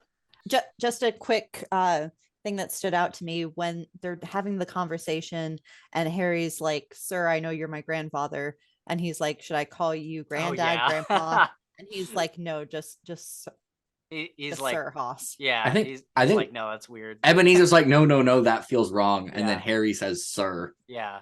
And it's like, that's better. Yeah, which is exactly. Great dialogue. Jim Butcher's so good at dialogue. I know. Yeah. It's unfair. Okay, so I have a quote. Molly and Harry are talking, and she's talking about her dad and how he's hurt now, and he can't really she's like, "Man, I wish my dad were here to help with all this stuff." And she says, "I guess I always thought that if I really needed him, he'd be there to show up." And then so she says, "I guess I always thought that if I really needed him, he'd be there to show up." And Harry says, "He'll still be there to fix your sink if you need it. And if some guy breaks your heart, he'll show up. He'll show up with ice cream." And then she says, and he says, "Tell you what, Molly, if you ever need a rescue, I'll handle that part." Yeah. And awesome. I didn't read that very well, but like in the book, God, that is such a super meaningful, great scene. And I tear up every time because it's this thing where at this point, Harry and Molly have gotten really, really close. And, you know, he is the reason why Michael can't show up for his daughter. Yeah. And I just love this kind of thing where it's like, look, your dad doesn't need to show up for the big epic battles. He'll still be there when you need him. Like when you need, you know, your sink fixed or whatever, like he's gonna be there, but he'll just be hobbling in on his crutches. If you need someone to get you out of a tight bind, like if you need somebody to shoot a fireball, like I can do that for you. And I don't know, it was just a great scene between the two of them. Because Harry knows how huge it is to like have such an amazing father figure, because he was missing one like his entire childhood. And he kind of is definitely where like that might be even more important. And like, Michael, he might not be able to like, come in with the sword and like, smite folks. Right. But he's still everything you could want out of just like having a dad. Right. For sure. And he can smite people. Yeah. So. Yeah. I wonder if he got injured. I think he got injured in the book either before this or the second book before Small this. favor, yeah. Yeah. And I wonder if that was on purpose so that he wouldn't be part of the raiding party. Well, I think he was actually originally supposed to die in Small Favor, and then Jim just couldn't kill him. So really interesting. Yeah. I'm glad that he didn't kill him. Yeah. Jim, he decided, I think he was gonna kill him, and then he decided it was the wrong decision while writing it. Yeah, that's and he was right. Move. Yeah, good job, Jim. I think people would have been really, really upset if Michael had died there. Yeah, people named me. Yeah, I'm people. Yeah. And then Harry kind of goes on to say in his own inner monologue that Molly and him have that conversation right before they walk into his apartment, and then he sees that his whole place is completely trashed after the FBI like raids it or whatever. And he says, "It was a dingy little hole. It wasn't much of a home, but it was mine. I already knew that when all this was over, Michael would be showing up for me." Just another great line, way to bring it back to that conversation. And I also love this idea, and it gets brought up in one of the previous books where Murphy is talking with Harry and she's like, "You are a creature of habit. You have all of these things that you use, like that you've used for years and years. You have your same apartment. It's still furnished the same way. You have your same car that you've had for over a decade.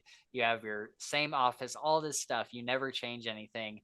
And that's because he feels he gets really attached to the humble things that he has. Like he doesn't have some great house, he doesn't have some great car, but he takes great pride in the things that he does have. And so this moment when he gets there, and even with his office burning and the FBI kind of trashing his place and then it eventually burning down, it's kind of this feeling of like, yeah, but it was mine. You know what I mean? It wasn't anything crazy, but it was my little place. Yep. And man, I feel that so much. I remember when I think I was 16 or 17. And I think my first car was this just piece of shit Nissan Maxima. It was like a 1991 Nissan Maxima, and it barely ran, but it got me from place to place. And my brother and I would use it to drive around to like different parties or to pick friends up or whatever. And this one night we went out to this party in the city called Redmond. It was pretty far away from our house. And my car was parked in the middle of like this gravel parking lot. And we walked like half a mile down to the people's house, and we all got super, super drunk. And when we came back at 2 or 3 in the morning, someone had gone through the parking lot and thrown rocks through like all my windows, and the whole thing was just trash. There was a million dents all over the car. The whole thing was just completely trash, windshield and everything. And it was this feeling of like, yeah, like it wasn't a great car, but I was super, like, it was my first car. I was super happy to have it. It was something that I tried to take care of. So I just love this moment of Harry where he's like, yeah, it wasn't great, but it was mine. Yep. Yeah. The Blue Beetle is great. It is an engine of justice, and it will be missed. Everyone in the comments, please press F to pay respects. Dude, for the Blue Beetle. You will be missed. the Blue Beetle is probably the saddest part of it, because that like was Harry. Like the Blue Beetle was Harry's thing. Yeah. Somewhere around this time, he goes into before that, he went into the Never Never and had the whole fight with the giant worm and all that. Then he comes back to his apartment and he sees Leah there, and she's kind of talking about it. She says, "You only have the smallest idea of how many have tried," talking about like the number of beings who have tried to kind of infiltrate his space through the Never Never. She's like, there's this whole boneyard out there of just piles and piles and piles of bodies of supernatural beings that she's killed, protecting him from the spiritual side. And so I think this is just kind of like a really interesting thing, interesting concept from this book, because when we see Leah, she's usually showing up to meddle in Harry's affairs and stuff. Turn him into a dog. Etc. We definitely got to talk about that. But then on the flip side, she's also in the spirit realm protecting him from all these supernatural baddies that are, trying to punch his ticket from the other side. He underestimated how useful having the fairy godmother was. Yeah. And also just, Jim fixing plot holes. 98% of people wouldn't even call a plot hole 10 books later, where it's like, but I have seen people now reading book 3 and 4 who are like, why is Leia like always so close to him into the Never Never? Isn't it huge? And every time I'm just like, Jim, this is why I trust you when I think things are a plot hole. Right. Yeah. He's going to bring it around in the end. Jim, the last time I didn't trust you, it was during Small Favor. And I was like, why isn't Harry using his blasting rod? Did Jim just forget Harry has a blasting rod? Like, this combat's so weird. And since then, I've just decided, Jim, you have my trust. Yeah. Exactly. That being said, I don't know how many of the times he knew what was going on all along, and how many times it was just like, past me kind of screwed that, but I think I can work with that. Hey, he's pretty good at both. That's why there's so few. He's really good at both of those.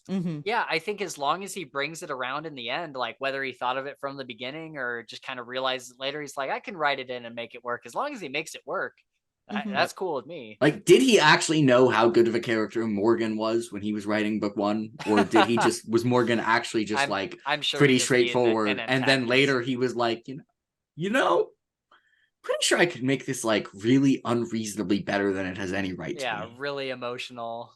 And speaking of him having a fairy godmother, we get a great scene of her kind of just playing doll with him, playing Ken doll with him. Just putting on all the outfits and then Susan teams up with her. And he just gives that up. was so funny. I'm like, that is so. exactly what would happen. And they're like, what would be the most offensive thing that we could put him in that would just piss Ariana off? Yeah. And then it's like, let's make him look like a conquistador. Yeah. Because that's subtle. That was such but again, a great fuck idea. subtle. Yeah. Yeah. Fuck subtle. It's a theme for this book. We get a great quote later on from Uriel when so I want to talk about this moment where Harry is at the church and they have him on the stretcher, so to speak. He's on a cot and he performs this whole like ritual just in his head because he can't physically do it. I thought that was the coolest thing, where he's like, I'm just going to recreate everything super accurately in my head, because he said in previous books that he can do that, but we've never really seen him do it besides like some minor things. And so for this, he's creating the whole ritual in his head, not moving at all from his little cot. I thought that was so cool. But he ends up talking to Uriel, and Uriel can't do anything. He's like, I can't do anything from my side. I'm bound within the rules that I'm, kind of contained by. And, Harry is begging him, and Uriel keeps telling him no. And before he leaves, he says, love your child, Dresden. Everything else flows from there. A wise man once said, whatever you do, do it for love. If you keep to that, your path will never stray so far from the light that you can never return. And not only is this a fantastic quote, but I feel like it's really true for Dresden. Like, even though we see Dresden do some kind of sketchy things, the end goal, everything he does in some way he's doing for love, whether that's love for his friends, whether that's, love for Susan or his child or Michael or whoever. Usually, unless I'm missing anything, usually his goal is in the defense of another person, or it's done in love for his city, the people of his city, whatever. And so I feel like that's just really just a really accurate kind of theme for Dresden. Yeah, when we're talking about later books, I'm going to circle back to this quote because I think it's very, very, very relevant and is going to continue to be very, very, very relevant. Yeah, because at least from like this is my second time through the series, but from a first time reader's perspective, this is where Harry joins the dark side. Right, yeah. By the way, that circle was not holding Uriel. Just like to note. Oh, I know. Yeah. I love that. No. I love that. He's like, your circle is cute. Like, like that. I feel like that's one of the reasons Harry was fine just doing this one in his head, because like, it's kind of like, being like, it's Uriel instead of having this water squirter to fight this bear, I have like this super soaker to fight this bear. That's the difference between the in the head circle and the real circle. Like, this is Uriel. Uriel is a force of Uriel is like, he's probably the most powerful being we have directly interacted with. Oh yeah, for sure. Without a doubt. I mean, he literally could unmake galaxies. Yeah, like, without a doubt. So, yeah. So then from there, we kind of go into the whole big thing with Mab. I want to pass it over to Gabe for a second. Do you have any thoughts on this whole thing with Mab, everything that went down there, and the killing of Lloyd Slate? Yep. So, originally when we found out that that's the route he's gonna go, I wasn't, I obviously wasn't surprised. I knew that was one of the avenues that could have made him capable of doing this. What I didn't really expect though was I knew that there had to be some type of ritual in order for this mantle to pass, but I didn't expect the gravity of the ritual to be as profound as it was. Because he gets there, and he asks Mab, talking with Mab, whatever. Leah's talking for her because she's so mad about whatever. And she's, telling him like this is what needs to happen. And they bring up Lloyd Slate. And Harry, inside of his head, he's like, he knows that this is wrong, but at the same time, like, he doesn't care. Yeah. Like, it's what has to happen for him to do what he needs to do. And I think I thought Lloyd Slate was a shitty person, but I'm glad that he was able to end the torment, right? Yeah. Exactly. Put out of his misery. So I thought that was kind of a win-win in a shitty way.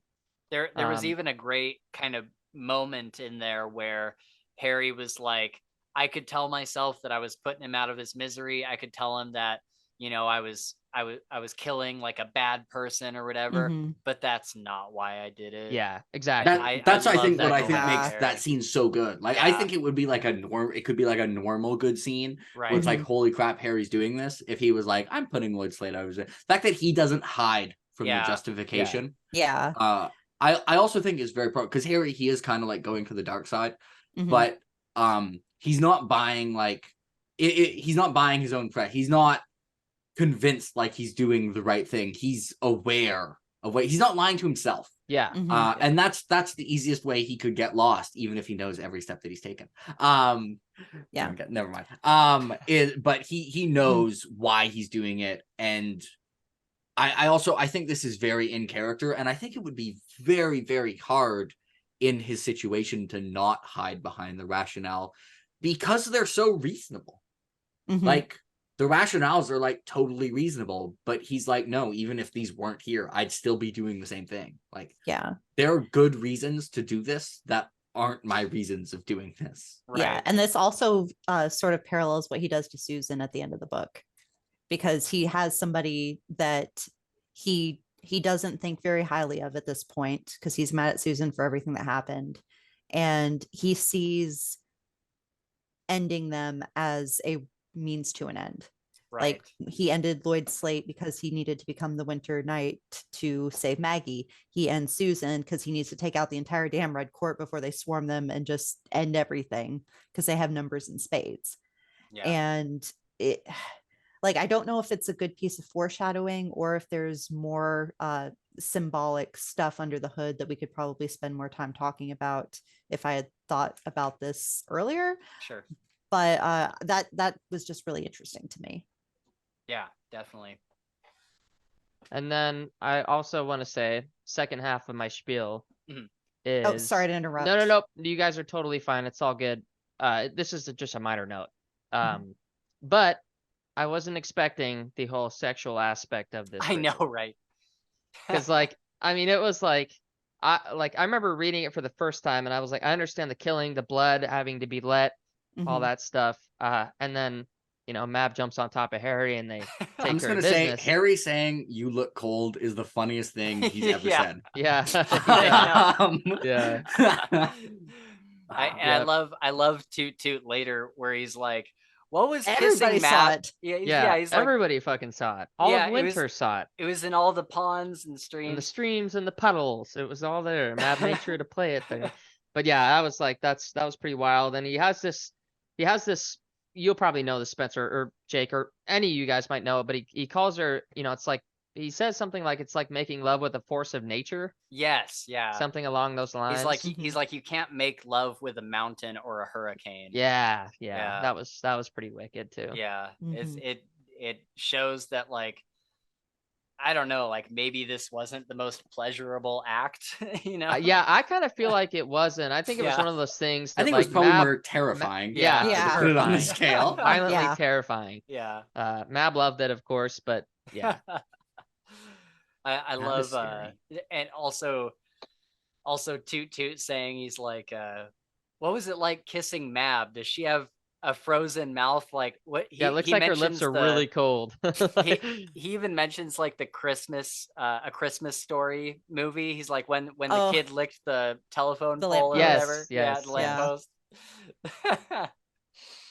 And I guess speaking of him too, there's a great line later where Harry brings the pizza to Toot, and Sonya sees it. And he's like, "You are a drug dealer to tiny fairies." And then Sonya also says when he finds out about Mab, he's like, "So you tap that ass?" And I presume it was fat. It was fat. Presumably, Yeah. Presumably it was fat. Is the fat. line. Yeah. Oh. Yeah. If there's one thing I can do, it's quote Dresden Files. Nice. Yeah. It's my talent. Yeah. Do you also have the Kindle copies of the book on your screen right now? Like searching through them for what I you wanna don't talk need the Kindle copies. I'm not weak. Whoa! Dang, dude! Attack! Holy crap! That was a joke for legal know. reasons. Oh, I That know. was Yeah, a no, joke. I wasn't trying to be like a dick and like call you out or anything. No, I was joking. I mean that's it's abnormal that I randomly remember Dresden lines like this. I was kidding. It's not actually weak. It's weird no. that I can randomly quote sections from Dresden. But Oh yeah, no, dude, I you're do not good. need it on my screen to quote changes. Let's go into talking about everybody getting turned into dogs. Oh yeah. Not everyone got turned into a dog. Mouse didn't get turned into a Oh dog. yeah, because he's already a dog. But we That gotta would've been freaking hear interesting. Mouse, dude. We get Yeah. to For the hear first Mouse time ever. talk. Ever. It's wild. So good. Yeah. Oh. Did anybody notice how like, and this isn't a spoiler, I'm not going to go into spoilers, but Mouse's voice in this book is a lot different than how I imagined when super I'm different. reading Yeah. the the short stories that are from his point of view. Yeah, the Right. short stories are like on par. Would you say that they sound more like you would picture Mouse, or the Yeah, opposite? like more Derpy.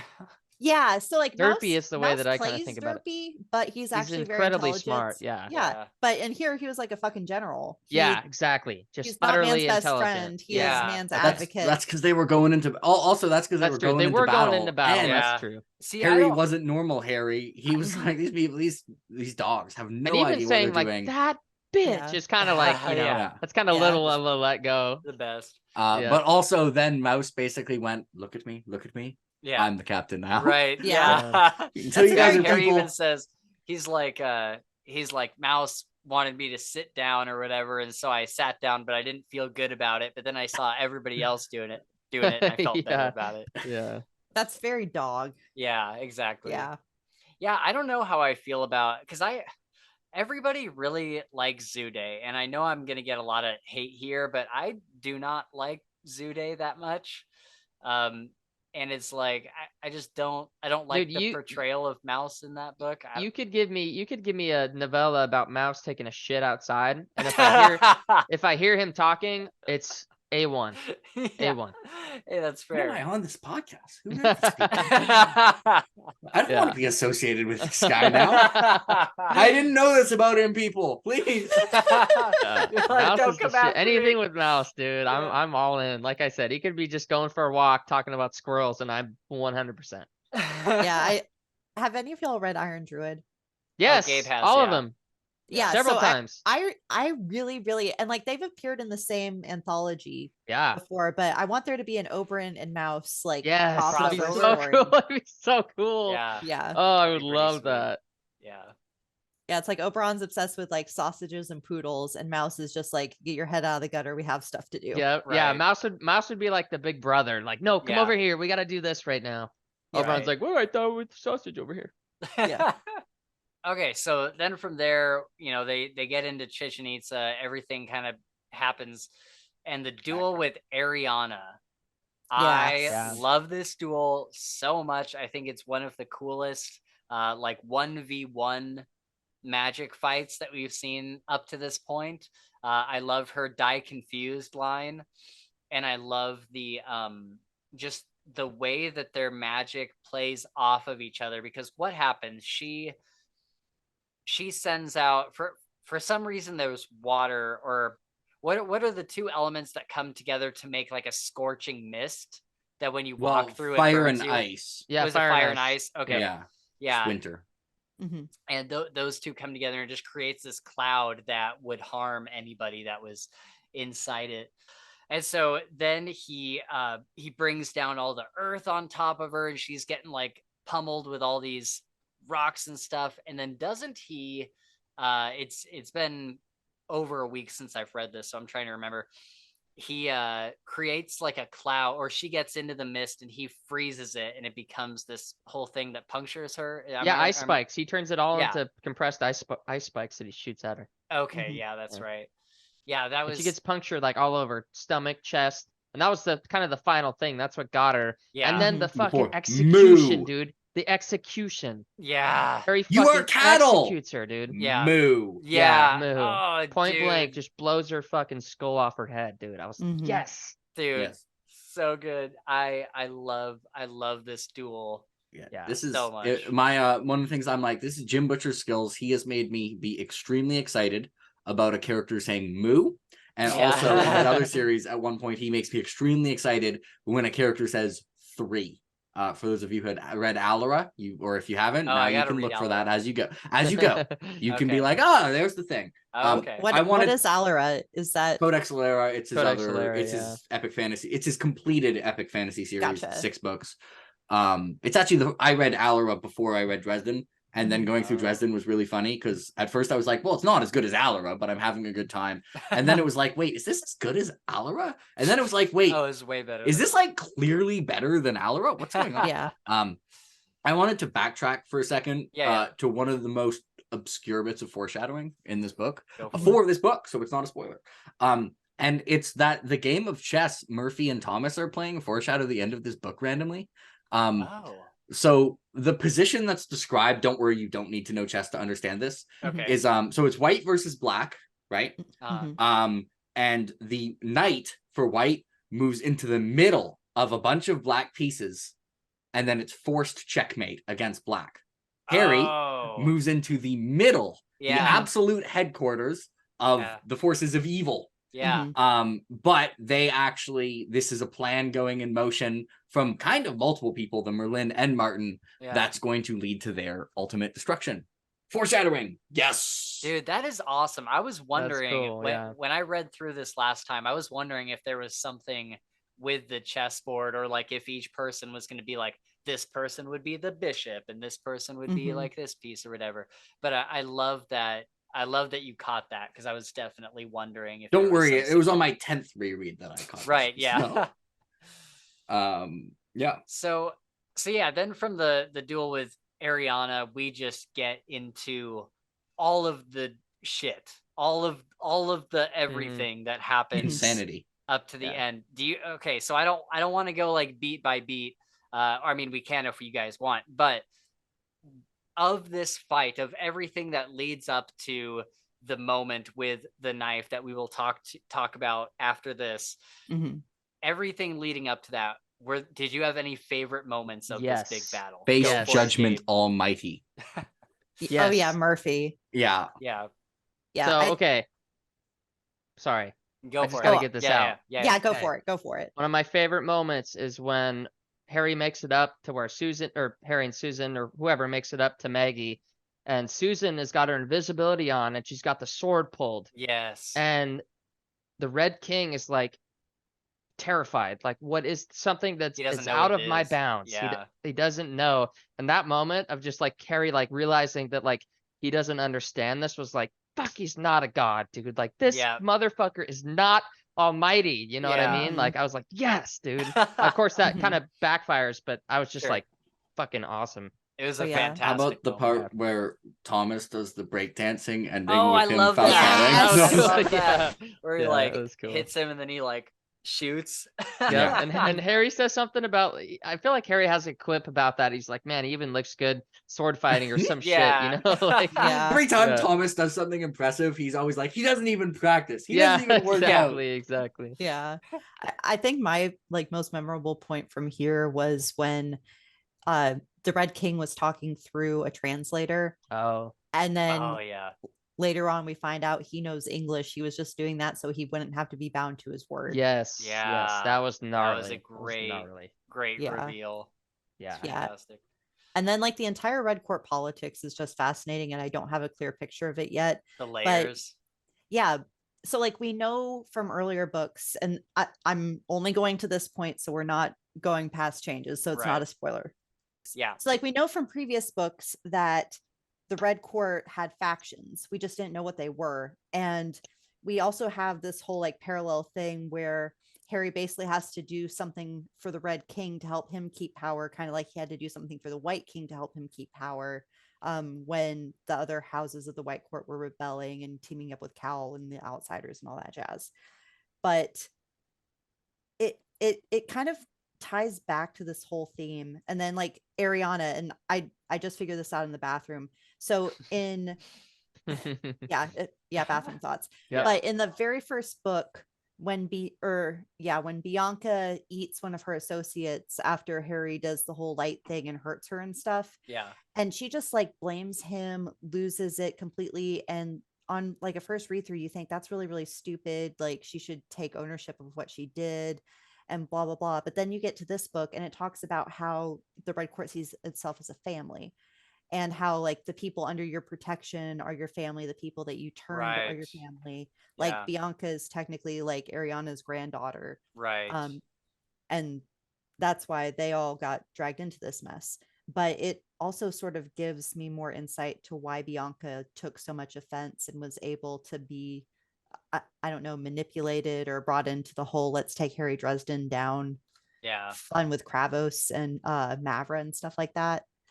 And it would be interesting to get like a short story or something from someone in the Red Court before changes, like Bianca or somebody.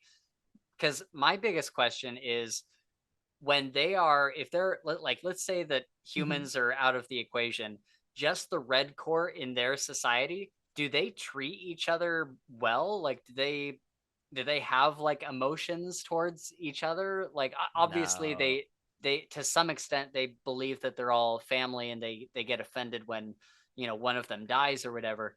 But you know, underneath everything, they're kind of like these scraggly, weird, demonic monsters. But I wonder if there is some sort of like if we just saw them on their own, would it be like the Vampire Diaries where they all have like relationships and stuff? No, I feel like with the Red Court, it's power equals respect. Yeah.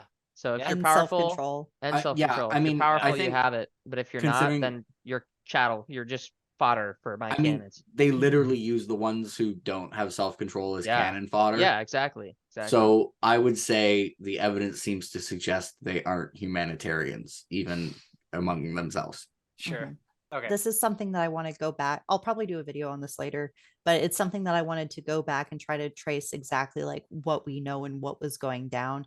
I mean, like, we know that it was like Ariana was making a power grab against her dad, but we also don't know the other things. And there was another thing to tie this into stuff. Oh, another like major point that this whole stuff brought up is that it's not about Harry. And Ariana even says that this was never about you. It was about her going after McCoy. Right. And I wonder how much of and not going to get into spoilers, but I think it's fascinating to like read that and then go back and think of what all going on isn't necessarily about Harry, but he's just getting involved in it. Yeah. Yeah. There's a lot of things at play in the I think background. in Turncoat, at some point, aren't they like, but that would mean it's actually no, in Change that would mean it's not about you. And he's like, but that would imply I'm not the center of the universe. Right. And I say that line all the time when things aren't about me. I go like, that would imply, but that would mean I'm not the center of the universe. Exactly. Just shocking. Yeah. Of course, it's not true in my case. I am the center of the universe. But for Harry, he's not. So the universe was on fire and it might have been my fault. Also, I'll say, because, you know, we were saying because of how, like, you know, the fucking around and find out. That's why they didn't do a very good job scouting on the scouting report, because they worked way too hard on the Ebenezer scouting report. You know, Harry was a bit of an afterthought. Right. And it's, you know, it's the knife you don't see coming that'll get you. Yeah, and I mean, it's not like that was some hidden knife that you don't see. Like, Harry was out there, like, beating people's asses and taking names the entire time, and nobody could take him down. So I don't understand why everyone always thinks they're the exception. It's true in real life. Everyone's like, not me. Yeah, I mean, he beat all those other people, but not me. Yeah, I mean, look at this for sports teams or like combat sport. Like, someone will have like 14 fights in a row, wins in a row, and the next person will be like, yeah, but they're not going to do that to me. Right. Right. Like, I'm different. I'm built different. Built different. Yeah. Harry Dresden felt different. Everyone thinks they're the exception. Yeah. The Red Court found out they are not. Exactly. So they didn't get to learn from their mistake, though. Yes, but they remembered that mistake for as long as they lived. True. After they found out, which was for maybe 2 seconds. I wonder if the Ebbs found out that the rest of them are dead. I don't know. I think the Ebbs are like busy getting tortured. Yeah, they're probably not having very much fun. Yeah. Okay, so from this battle, any other moments? I have a couple, but I just want to make sure that everybody gets theirs out of the way. I mean, like, kind of a lot, but yeah, I'm perfectly fine to listen to y'all talk. Like it's one of my favorite chapters like ever. So one of mine is that Murphy takes up the sword and Bob is like creating a halo around her head, and it keeps her away from the will that is being imposed on her by the Lords of Outer Night. And then I don't have the full quote here, but it's like an angel or God that speaks through her, and he's like calling the vampires pretenders and destroyers of truth, and she's in like full on paladin mode. I loved it.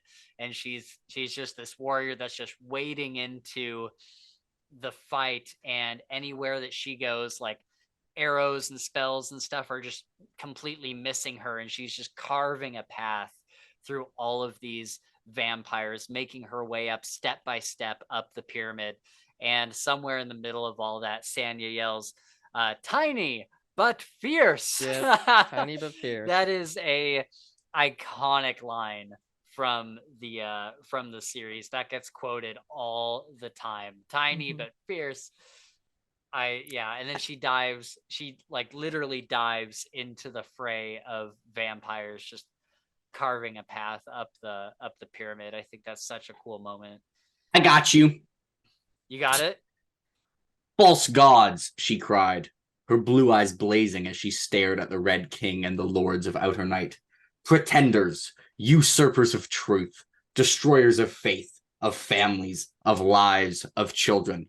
For your crimes against the Mayans, against the peoples of the world, now will against the peoples of the world, now will you answer. Your time has come. Face judgment almighty. Yes, so good. Yeah. It's so bad. Yeah, that's when you asked a favorite. I just remember the last one. I was like, face judgment almighty. It's so badass. Yeah, dude. Imagine how scared shitless you would be if someone just dude. I'd be like, you know what? You raise a good point. I'm just gonna leave. Yeah. Or like I give up. I give up. Yeah. I'm not gonna fight you. You've convinced me that this will not end well for me. Yeah. I see your point. I'll try and do better. Right. I'm gonna walk away. It's gonna go that way. You've actually convinced me that fighting the dude named the Blackstaff is a better idea than fighting. Right. Yeah. Exactly. So I'd rather fight the Blackstaff. Yeah. And speaking of which, the Blackstaff shows up, and he's got the whole Grey Council with him. And this, I say this all the time on the podcast. There is a trope in fantasy that I will never, ever, ever get tired of. And it's the cavalry coming over the hill at the last possible moment to save the day as like reinforcements. And Ebenezer showing up with the Grey Council is that moment of like, yes, he came. Oh my God. Yes, he's going to save the day. And him and Harry just have this really amazing moment where they're both kind of tearing up, and all Harry can say is like, thank you, sir. And then they go off to go fight. And through a portal, Ebenezer pulls all of these Kenku, which are these, apparently they're in some sort of like Asian mythology. Was it Ebenezer that pulled him, or a different council member? I think Ebenezer says they owed him a favor. Yeah, they owed Ebenezer a favor. The portal was open. They all came out. I don't know whose portal it was, but they also. Do we know the other members of the Grey Council? Like, I think Odin was heavily implied. Yeah, Vatarang is one. Vatarang was one. Those are the only like two completely confirmed ones that we know of. I would imagine that the gatekeeper is one. Yep. He probably is busy though. Maybe. I don't know. I think he might be in the Grey I don't Council. think he was there. He's kind of like, okay, I can't like, talk about that, right, but sure. Yeah, I feel he's like got he's got shit to do with. Yeah.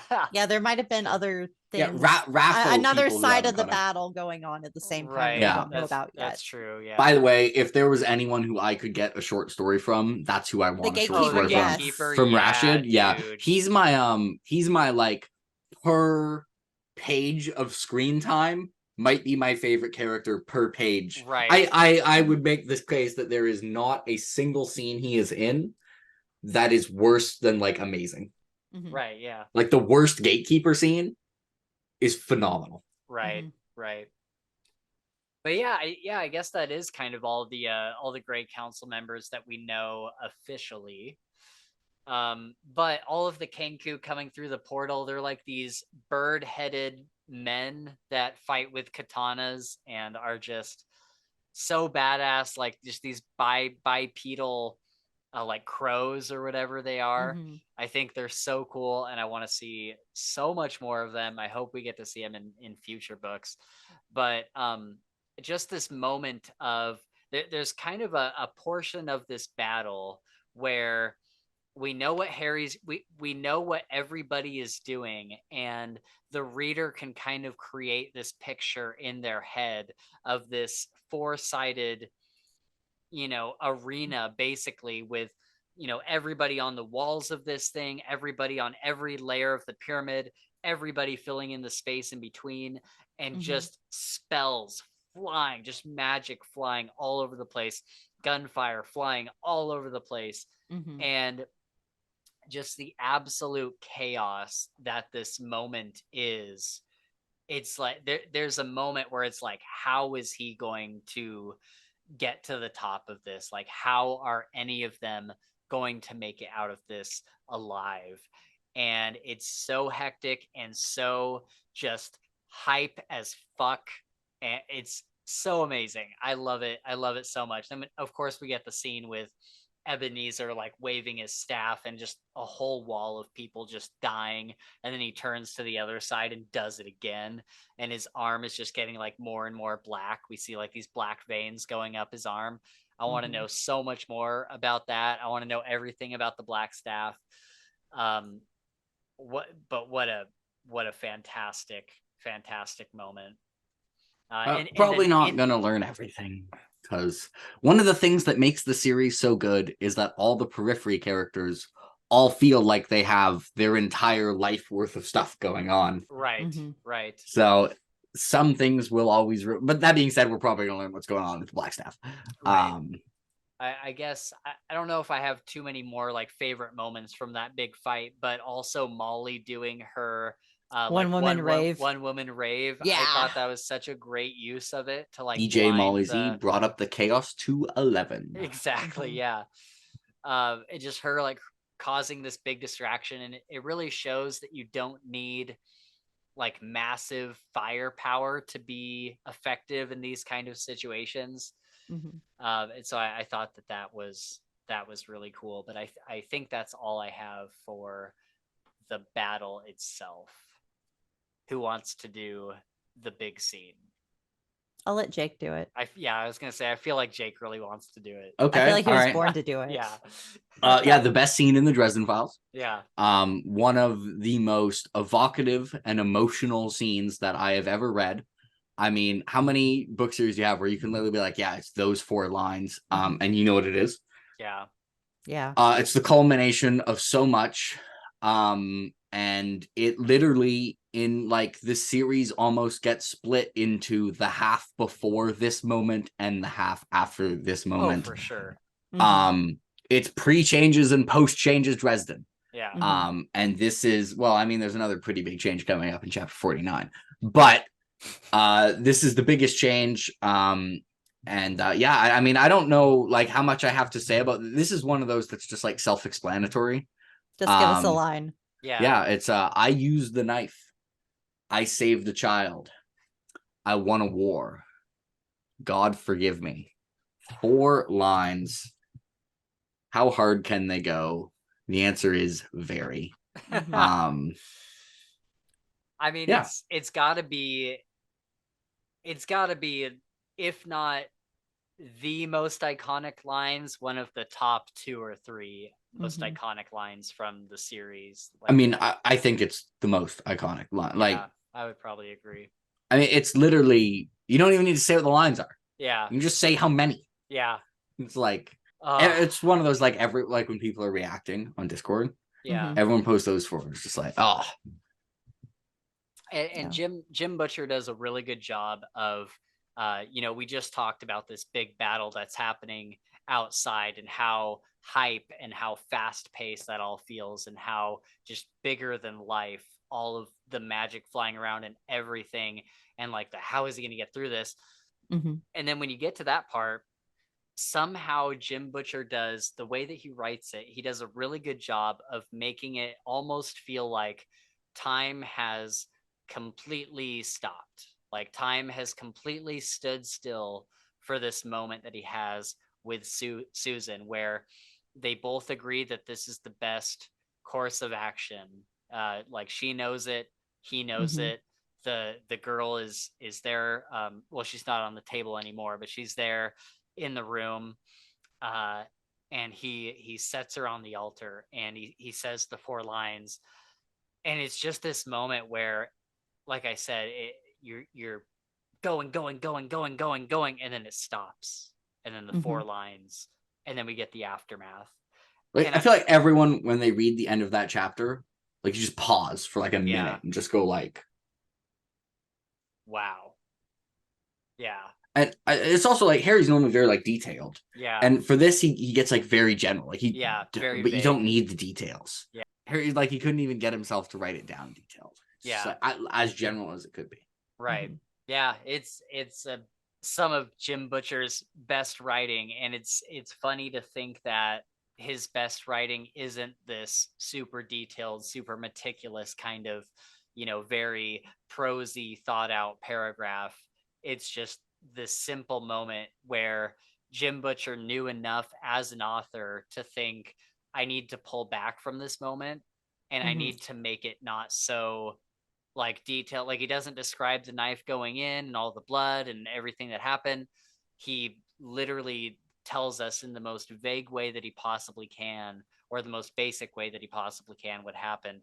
And we feel that as the reader, we feel that this is a moment in Harry's mind where he is trying to block out as much of the details as he possibly can. And I think it's just a masterful piece of writing on Butcher's part. Generally, if everyone remembers the quote specifically, probably did pretty well. So surely nothing more eventful will happen in this book. Yeah. So let's we can kind of jump down a bit. We get some of the aftermath we talked about. He's talking to Ebenezer at the end, and they're kind of talking about the winter night thing. And Ebenezer says, I've made bargains myself sometimes. We do what we think we must to protect those who we can. And he gestures to his blackened hand. And so it kind of hints that maybe the whole Blackstaff thing was kind of Harry's kind of like Harry's winter night moment where he had to make a decision. Maybe Ebenezer was trying to save his daughter. But I definitely want to know more about it. Then we get Leah. She buries Susan, which is a kindness freely given, which is a rare thing among the She. And Harry has this great line, even in winter, the cold isn't always bitter, the winter not always cruel. And not every day cruel. Yeah. And I thought that was a cool moment between him and Leah, where she's like, I don't expect anything in return for this. I'm just going to go bury Susan for you. This is very paraphrased. We get a great quote from Ebenezer where he says something like, Harry is like, I don't know what's scarier, stupid or evil. And Ebenezer says, stupid every time, Haas. There's more of them and they're everywhere.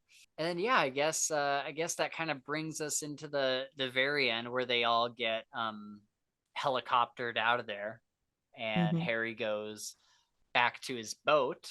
Does anybody want to pick it up from there? Sure.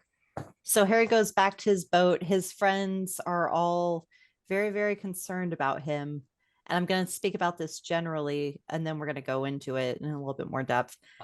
And Murphy comes by, and Harry basically is like, I'm going to go hook up with basically anything that moves. And he's like, well, I move. And then she kind of has this like look on her face, and it's like, oh, is Murphy like, does she have feelings for Dresden? Like, is this finally going to happen? And then we get all excited for that. And then Harry like gets dressed up and then goes out to get some air, and then he gets shot and ends up plummeting into Lake Michigan. And there was a lot of foreshadowing for this. So Oh, yeah. basically the entire time Harry's throwing around Soulfire like it's going out of style, even though he knows that if he uses up all his soul in the Soulfire, no more Harry. Right. I think you might be giving Harry too much credit there, and maybe he just wasn't thinking forward, and that wasn't because he knew he was going to die. Well, he also might not have known when it happened that he was going to die, but he also, there's just some like weird things going on. Like everybody's playing with him with kid gloves at the end of this book. And so, Sonia even says something about, I don't think this is the end for you, when Harry seems to be like, this is the end for me. But at the same time, like he doesn't have any plans. And it all seems like they're trying to say goodbye to him in a little, in like their own ways. Yeah. But they never come right out and say it. Yeah. And so you're kind of left with this whole like, what's going on? Did someone finally give Harry his comeuppance? Is there more at play? And who's the woman's voice that talks to him at the end? Like, is that his mother from before? Is that Mab saving him as he like falls into the lake? We don't know yet at this point. Right. I do think the people saying goodbye are probably because they know he's become the Winter Knight, and he's probably going to be leaving and going to Winterland. Oh, that's a really good point. Yeah. Because I think it would kind of. Is there like a training camp for Winter Knights or something? Like we don't know. I don't know, but I'm pretty sure they do stuff. We'll find out if there's a training camp. Find out next time on the Dresden Files. Well, not next time. And also just I don't know if Ghost Story works if all the people knew that he was gonna die.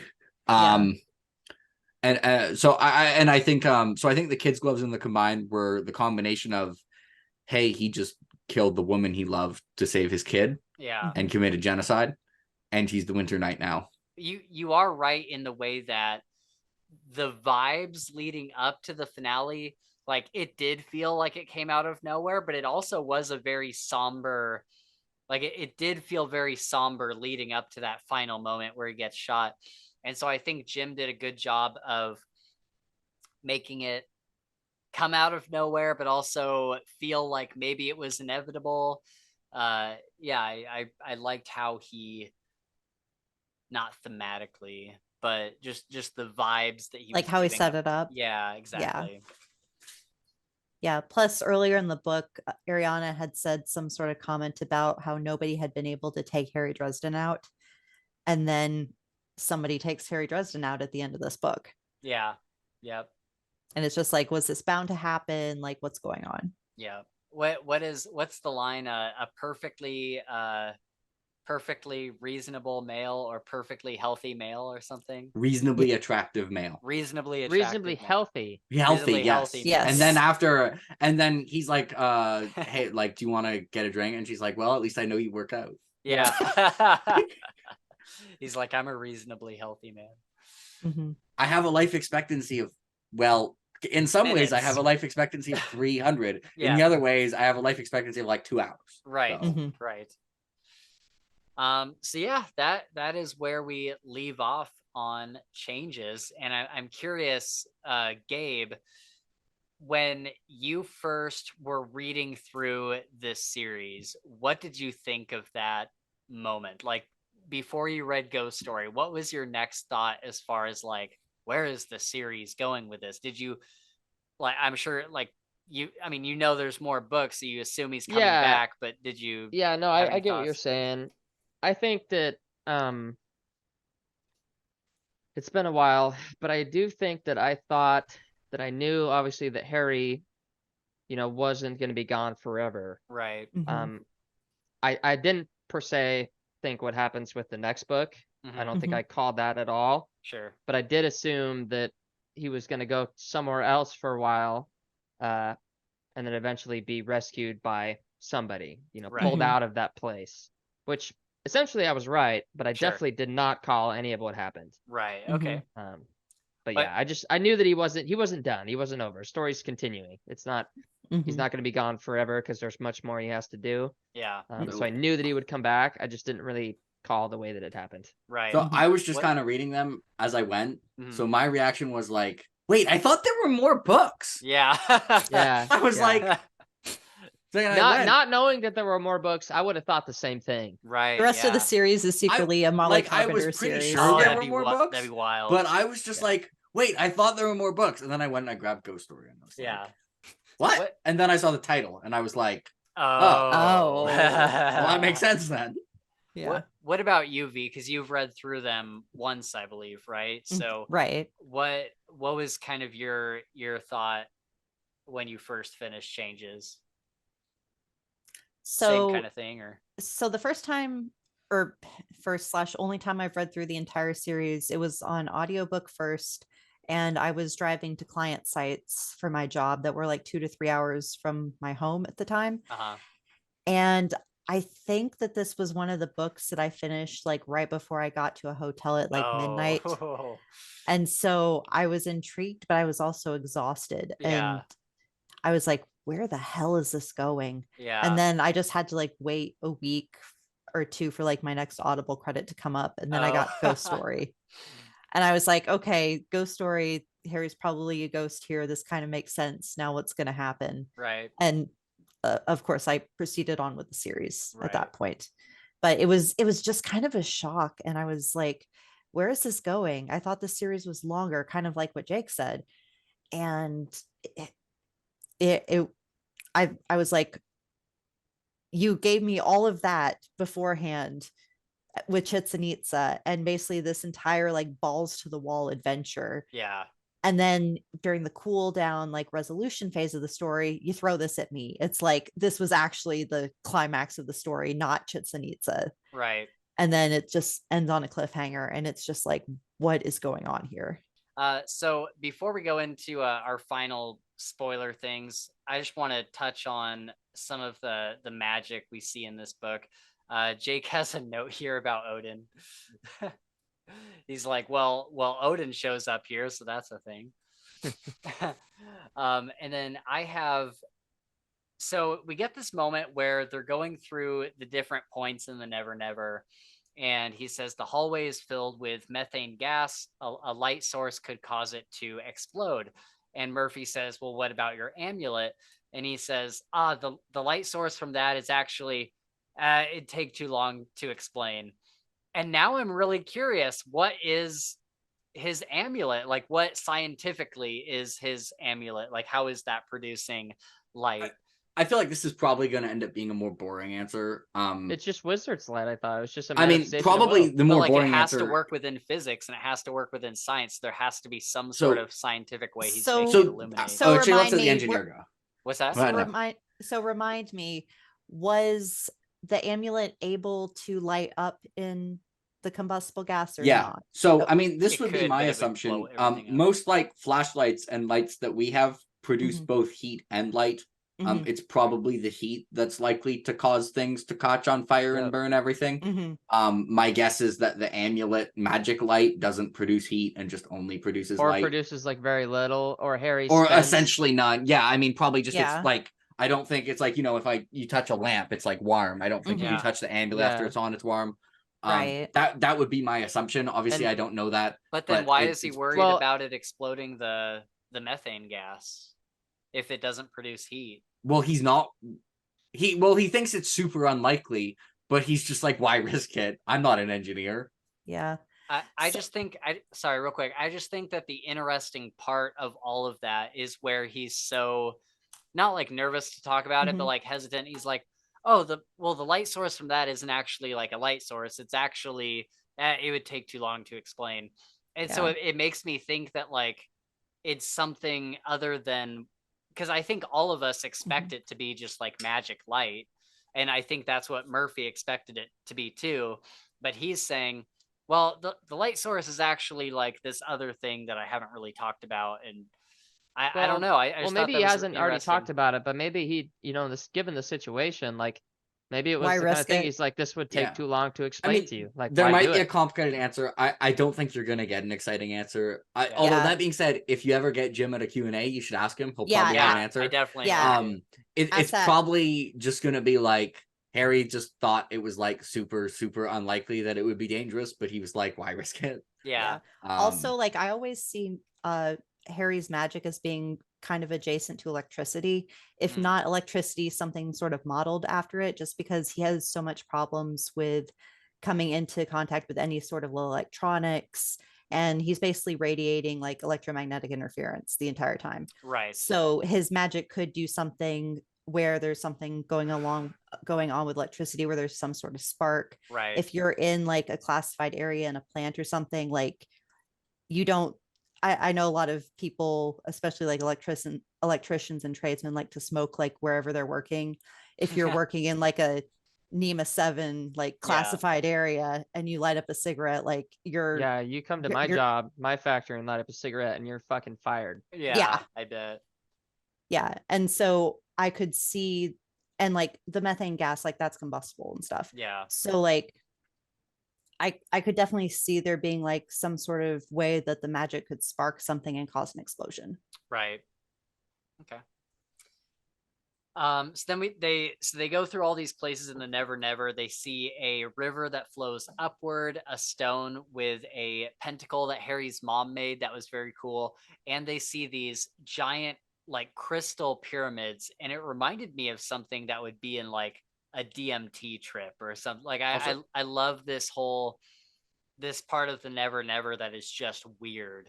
And I hope something we just see occurred to more me of about the previous thing, which is that you were like, there has to be a physics explanation, but actually it's in the Never Never. There doesn't have to be a physics explanation, because some places in the Never Never physics are more guidelines than actual rules. So it might be that Harry is just worried, like, what if this is a random place in the Never Never where the laws of the universe is super weird, and this light that would never ignite methane in the real world might just ignite it here, because the Never Never, the laws of nature just kind of, the laws of physics are kind of guidelines. They're just like, please act relatively in this way, compared to real life where they're pretty strict.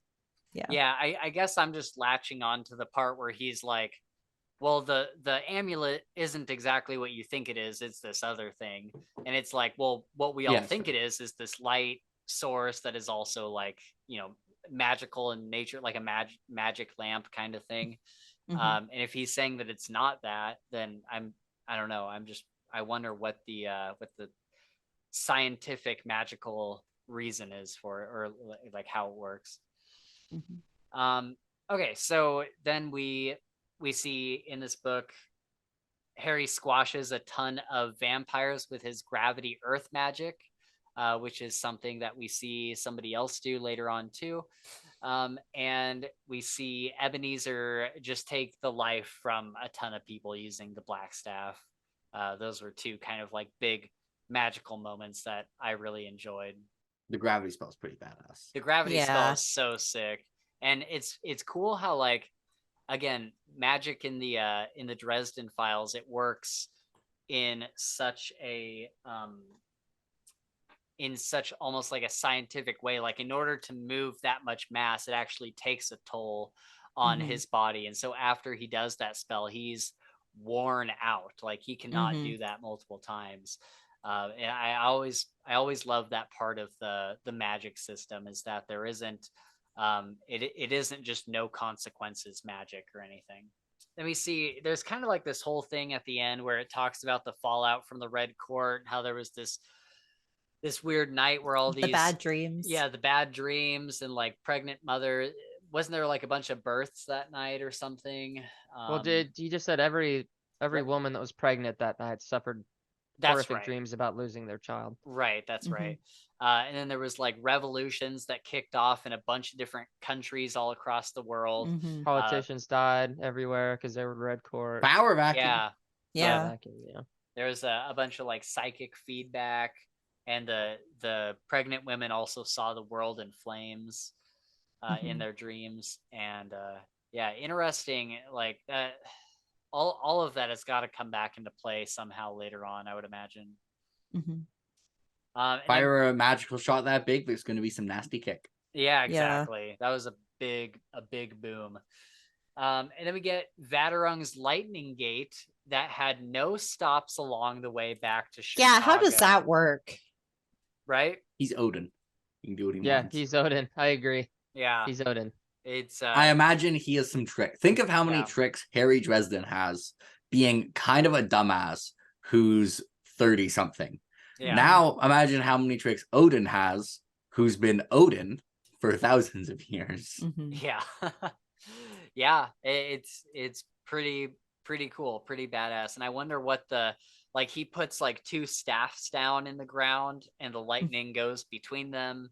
Mhm. And I don't know. I always feel like we're gonna get an explanation for how all of the different magical things work at some point.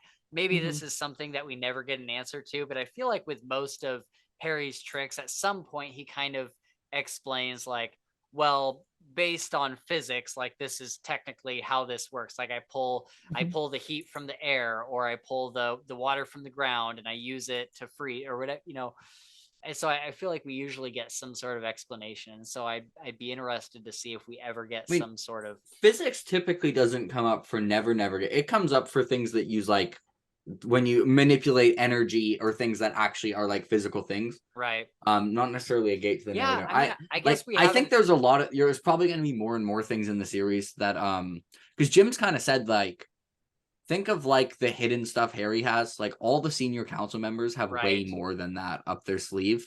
We just know the stuff Harry has. So there's probably going to be more and more that you're probably going to not get an explanation for. Yeah, that's true. Because, we don't have like an explanation really for a Parturum or anything. So, all right, guys. So we are going to go into big boy spoilers for everybody that has read the entire series. I don't know how long we're going to spend on it, but if you have only read up to changes, then you definitely want to skip this part. There'll be a timestamp, time code on the screen here that I'll put up in editing, but there's also chapters down below on YouTube, and you can just skip to the outro or whatever so that we can say goodbye to you. But if you don't do that, thank you for watching. Thanks for hanging out with us, and we'll see you next time. All right, so major spoilers for the whole series in 3, 2, 1. You've been warned. All right, I'm gonna cut you guys loose to talk about however you want to tie this into future books. I have a few notes, but you guys can have the floor. The Black Staff and Mother Winter's walking stick, by the way. Yeah, for sure. Yeah, definitely. Yeah, that's very on brand. Like I am pretty much like 99% sure that McCoy has made some sort of deal with Winter where he might not be the Winter Knight, but he's like Mother Winter's equivalent or some sort of like lasting agreement between the White Council and the Winter Court.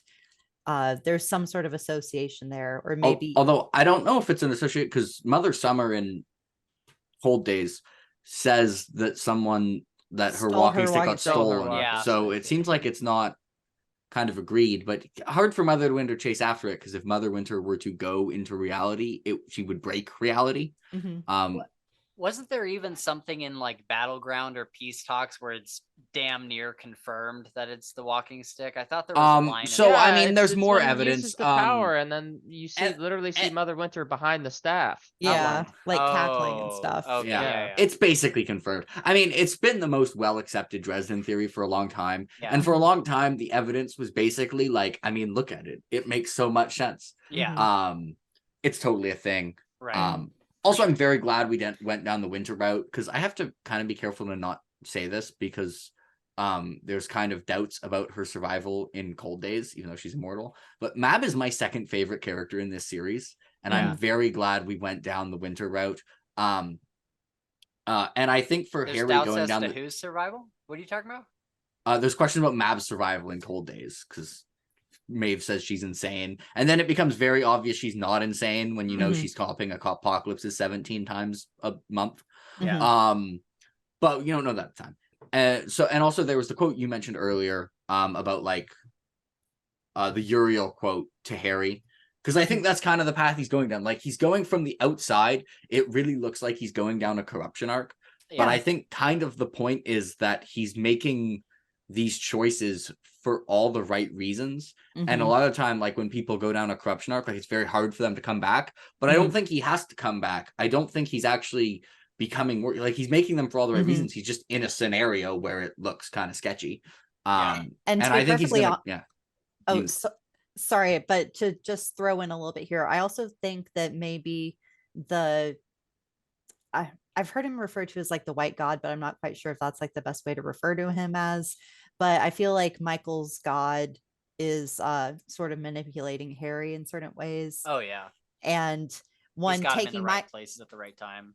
Yeah, and like taking Michael out like right before Harry would have needed him to go save his daughter, and not like making something happen so that Harry would have to make a choice where he'd have to make a choice on which of the evils that he was going to support. Right. I feel like there might be some sort of like game at play with that deity that we're just not completely aware of just yet. Oh yeah, I'm sure the Almighty or whatever they call him is playing the great game. Yeah, he's gonna come into play in a big way. He is the great game. Yeah. He is the Almighty. Yeah. He's kind of moving all the chess pieces, I'm sure. Well, yeah, and I mean Uriel's also doing a lot of that. Well, the Almighty and Uriel, they're pretty tight. Yeah, I feel like they're on do the same page thing. about stuff. Yeah, Uriel has to run his business plans past the Almighty in order for them to work. I think he has some trust at this point. I'm sure he's got trust, but he would never go against what the Almighty wants. Oh, right? yeah. Right. Yeah. Does an angel have free will? Or No. At least like the angel has like the least amount of free will one can have. Yeah. Almost. This is a whole crazy topic we could get into. I'm just gonna say that right now. Yeah. Let's stick to changes. So we get an opening paragraph that kind of mirrors the opening paragraph to Peace Talks, and it's funny because we mentioned earlier that changes is Battleground before Battleground, like whatever Peace Talks and Battleground are like the same book, but that is changes before, or that is what that is supposed to be. So the opening paragraph to this is like Harry finding out that he has a kid, and the opening paragraph to Peace Talks is Justine is pregnant. And so I always think that that's pretty funny because it mirrors each other so well. And then Thomas supposedly like goes and does something really, really stupid and gets himself in a bad spot, kind of like Harry. Exactly. Yeah. And then we see Harry gets the jewel that his mom left for him. And Leah says, your mother lost the ability to sleep soundly. It may be worse for you, or it may be nothing. And we haven't really seen the ramifications of what this jewel does to Harry yet. Well, I don't see. I thought that it was the kind of thing when Leah said that to Harry, she says, with this knowledge can come some heartache if it happens. Like, I don't think that she meant the jewel like has a maleficent way of digging into his brain.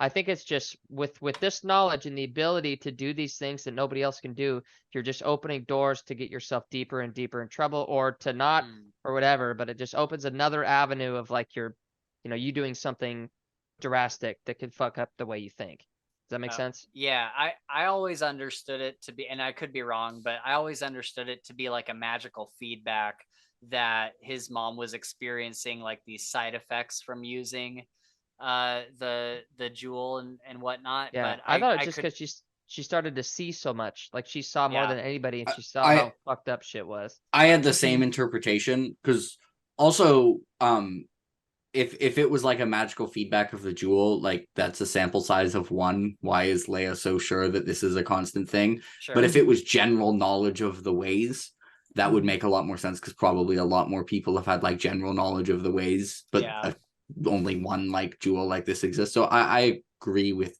Gabe that it's Leah more. Even says that she was like, she's the one, she knew more about the ways than any other person on the planet, any other mortal. Any other mortal, but the mortals are the one that would be affected so badly, right? Yeah.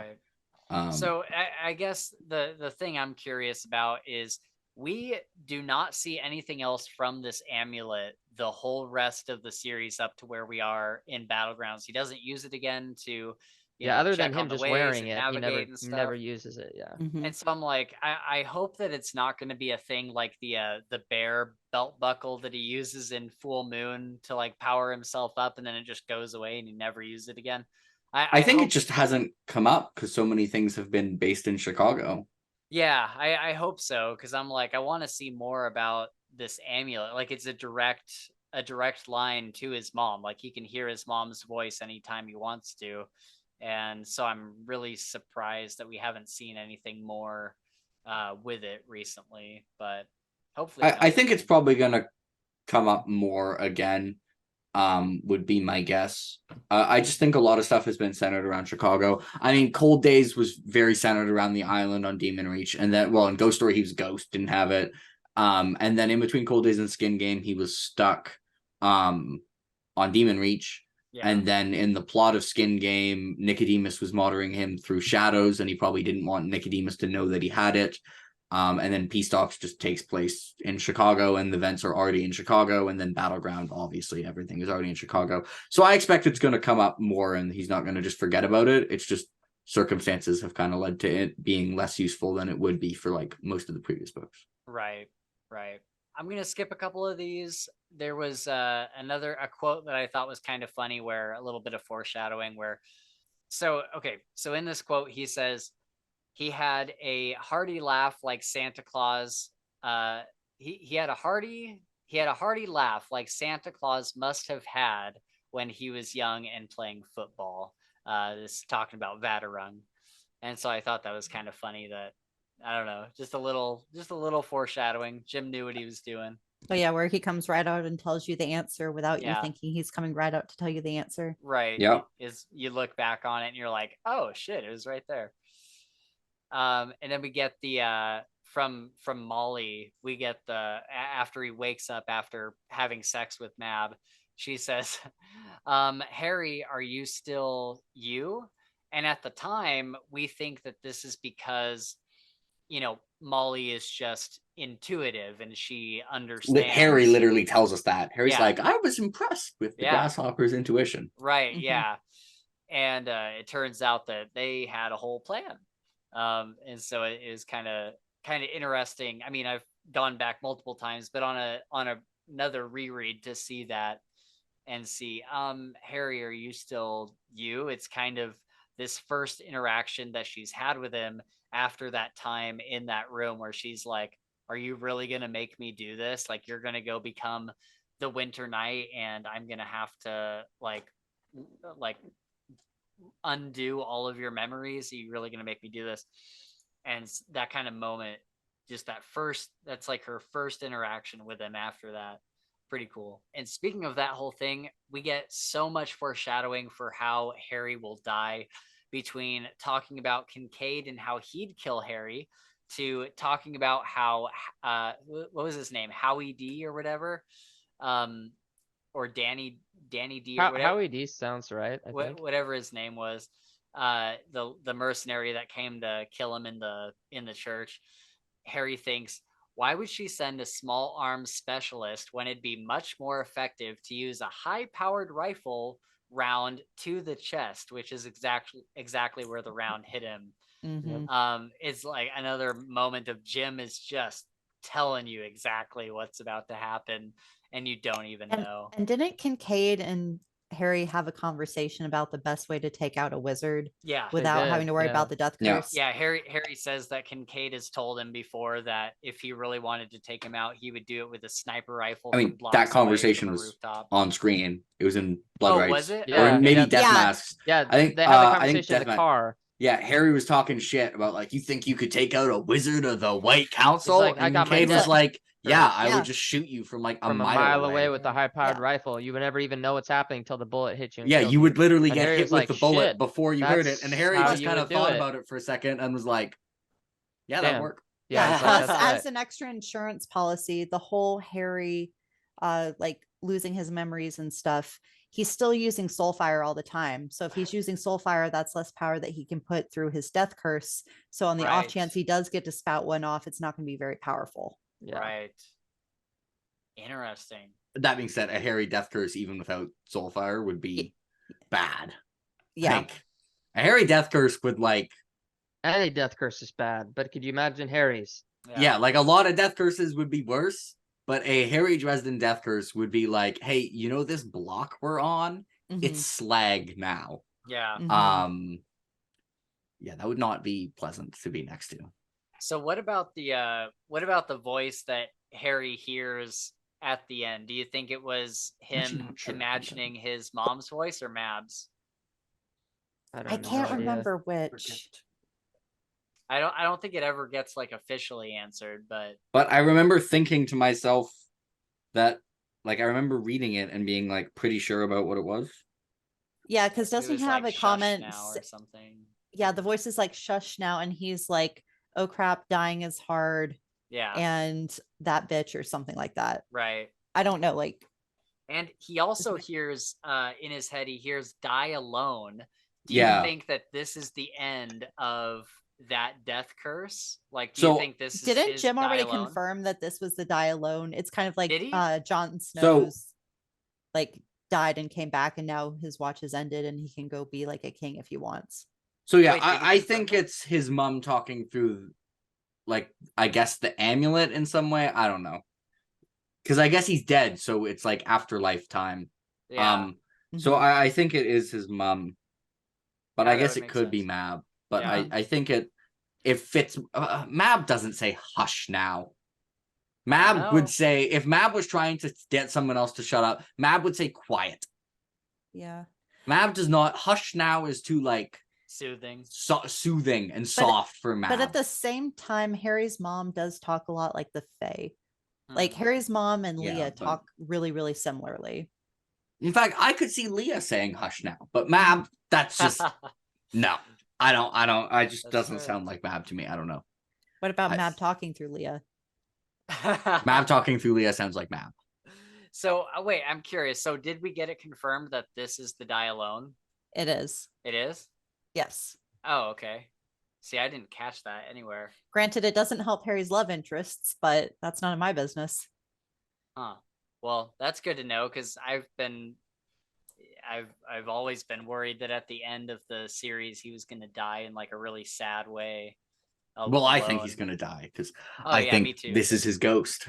Mhm. So I guess I don't know if you've seen my theory is that the reason the retrospective is weird is because all of this is like Harry's journals. We know it's Harry's journals, Right. but then it's like, why is the perspective so weird? And it's actually, the perspective is basically the exact same as the chapter in Ghost Story, where Ghost Harry is telling the story of like his fight with He Who Walks Behind to Leia. Interesting. So basically, my theory is that he dies and becomes a ghost, and he's like, well, I have these journals, and he narrates it to Leia, who then writes it down for him, and that's why his memory is perfect for everything, because ghosts have perfect memory.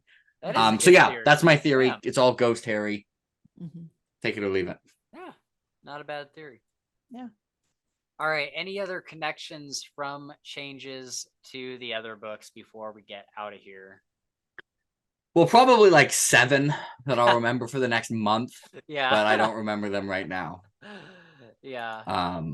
Okay. Oh, I have a Mac thing. This is my theory on Mac's powers. I think, you know how Harry has Intellectus on Demon Reach?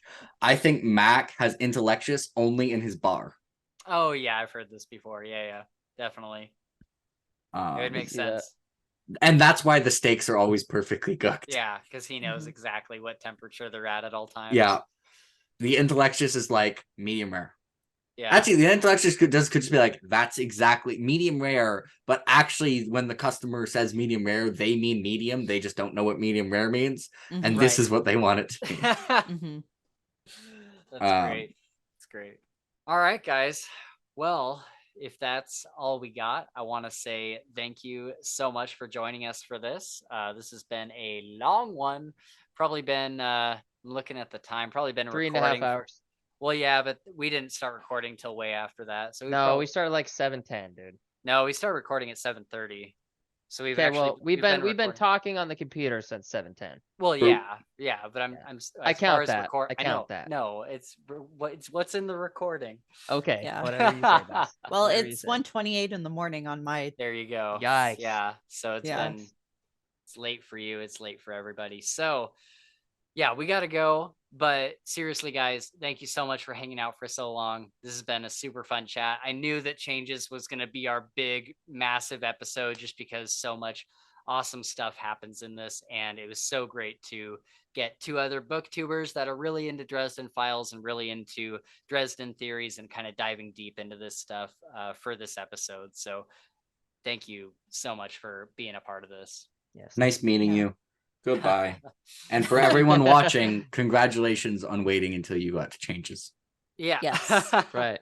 I hope it was worth the wait. Right. All right, guys. Well, that is going to wrap us up there. If you enjoyed this content, please consider liking and subscribing. It helps us out a lot. And if you want to chat with us, you can always leave a comment down below or reach out to us on Twitter or Discord, which are linked in the description, along with our guest links for all their stuff. Also in the description is our Patreon page where you can support the podcast and get exclusive content as well as downloadable bookmarks and other random stuff like that. You can also get your name shouted out in the show like Shad Saman, who's backed us at the Night Angel tier. We'll be back next time with a discussion on Side Jobs, the short story anthology that was released after changes, and we hope to see you there. Thank you so much for hanging out with us, and until next time, fuck Subtle. Fuck Subtle. And Martin. And And Rudolph. Martin. Yeah, And and Rudolph. Rudolph. Yeah, fuck Rudolph for sure. And a big shout out to our first Night Angel tier patron, Shad Zaman. Thank you so much, man.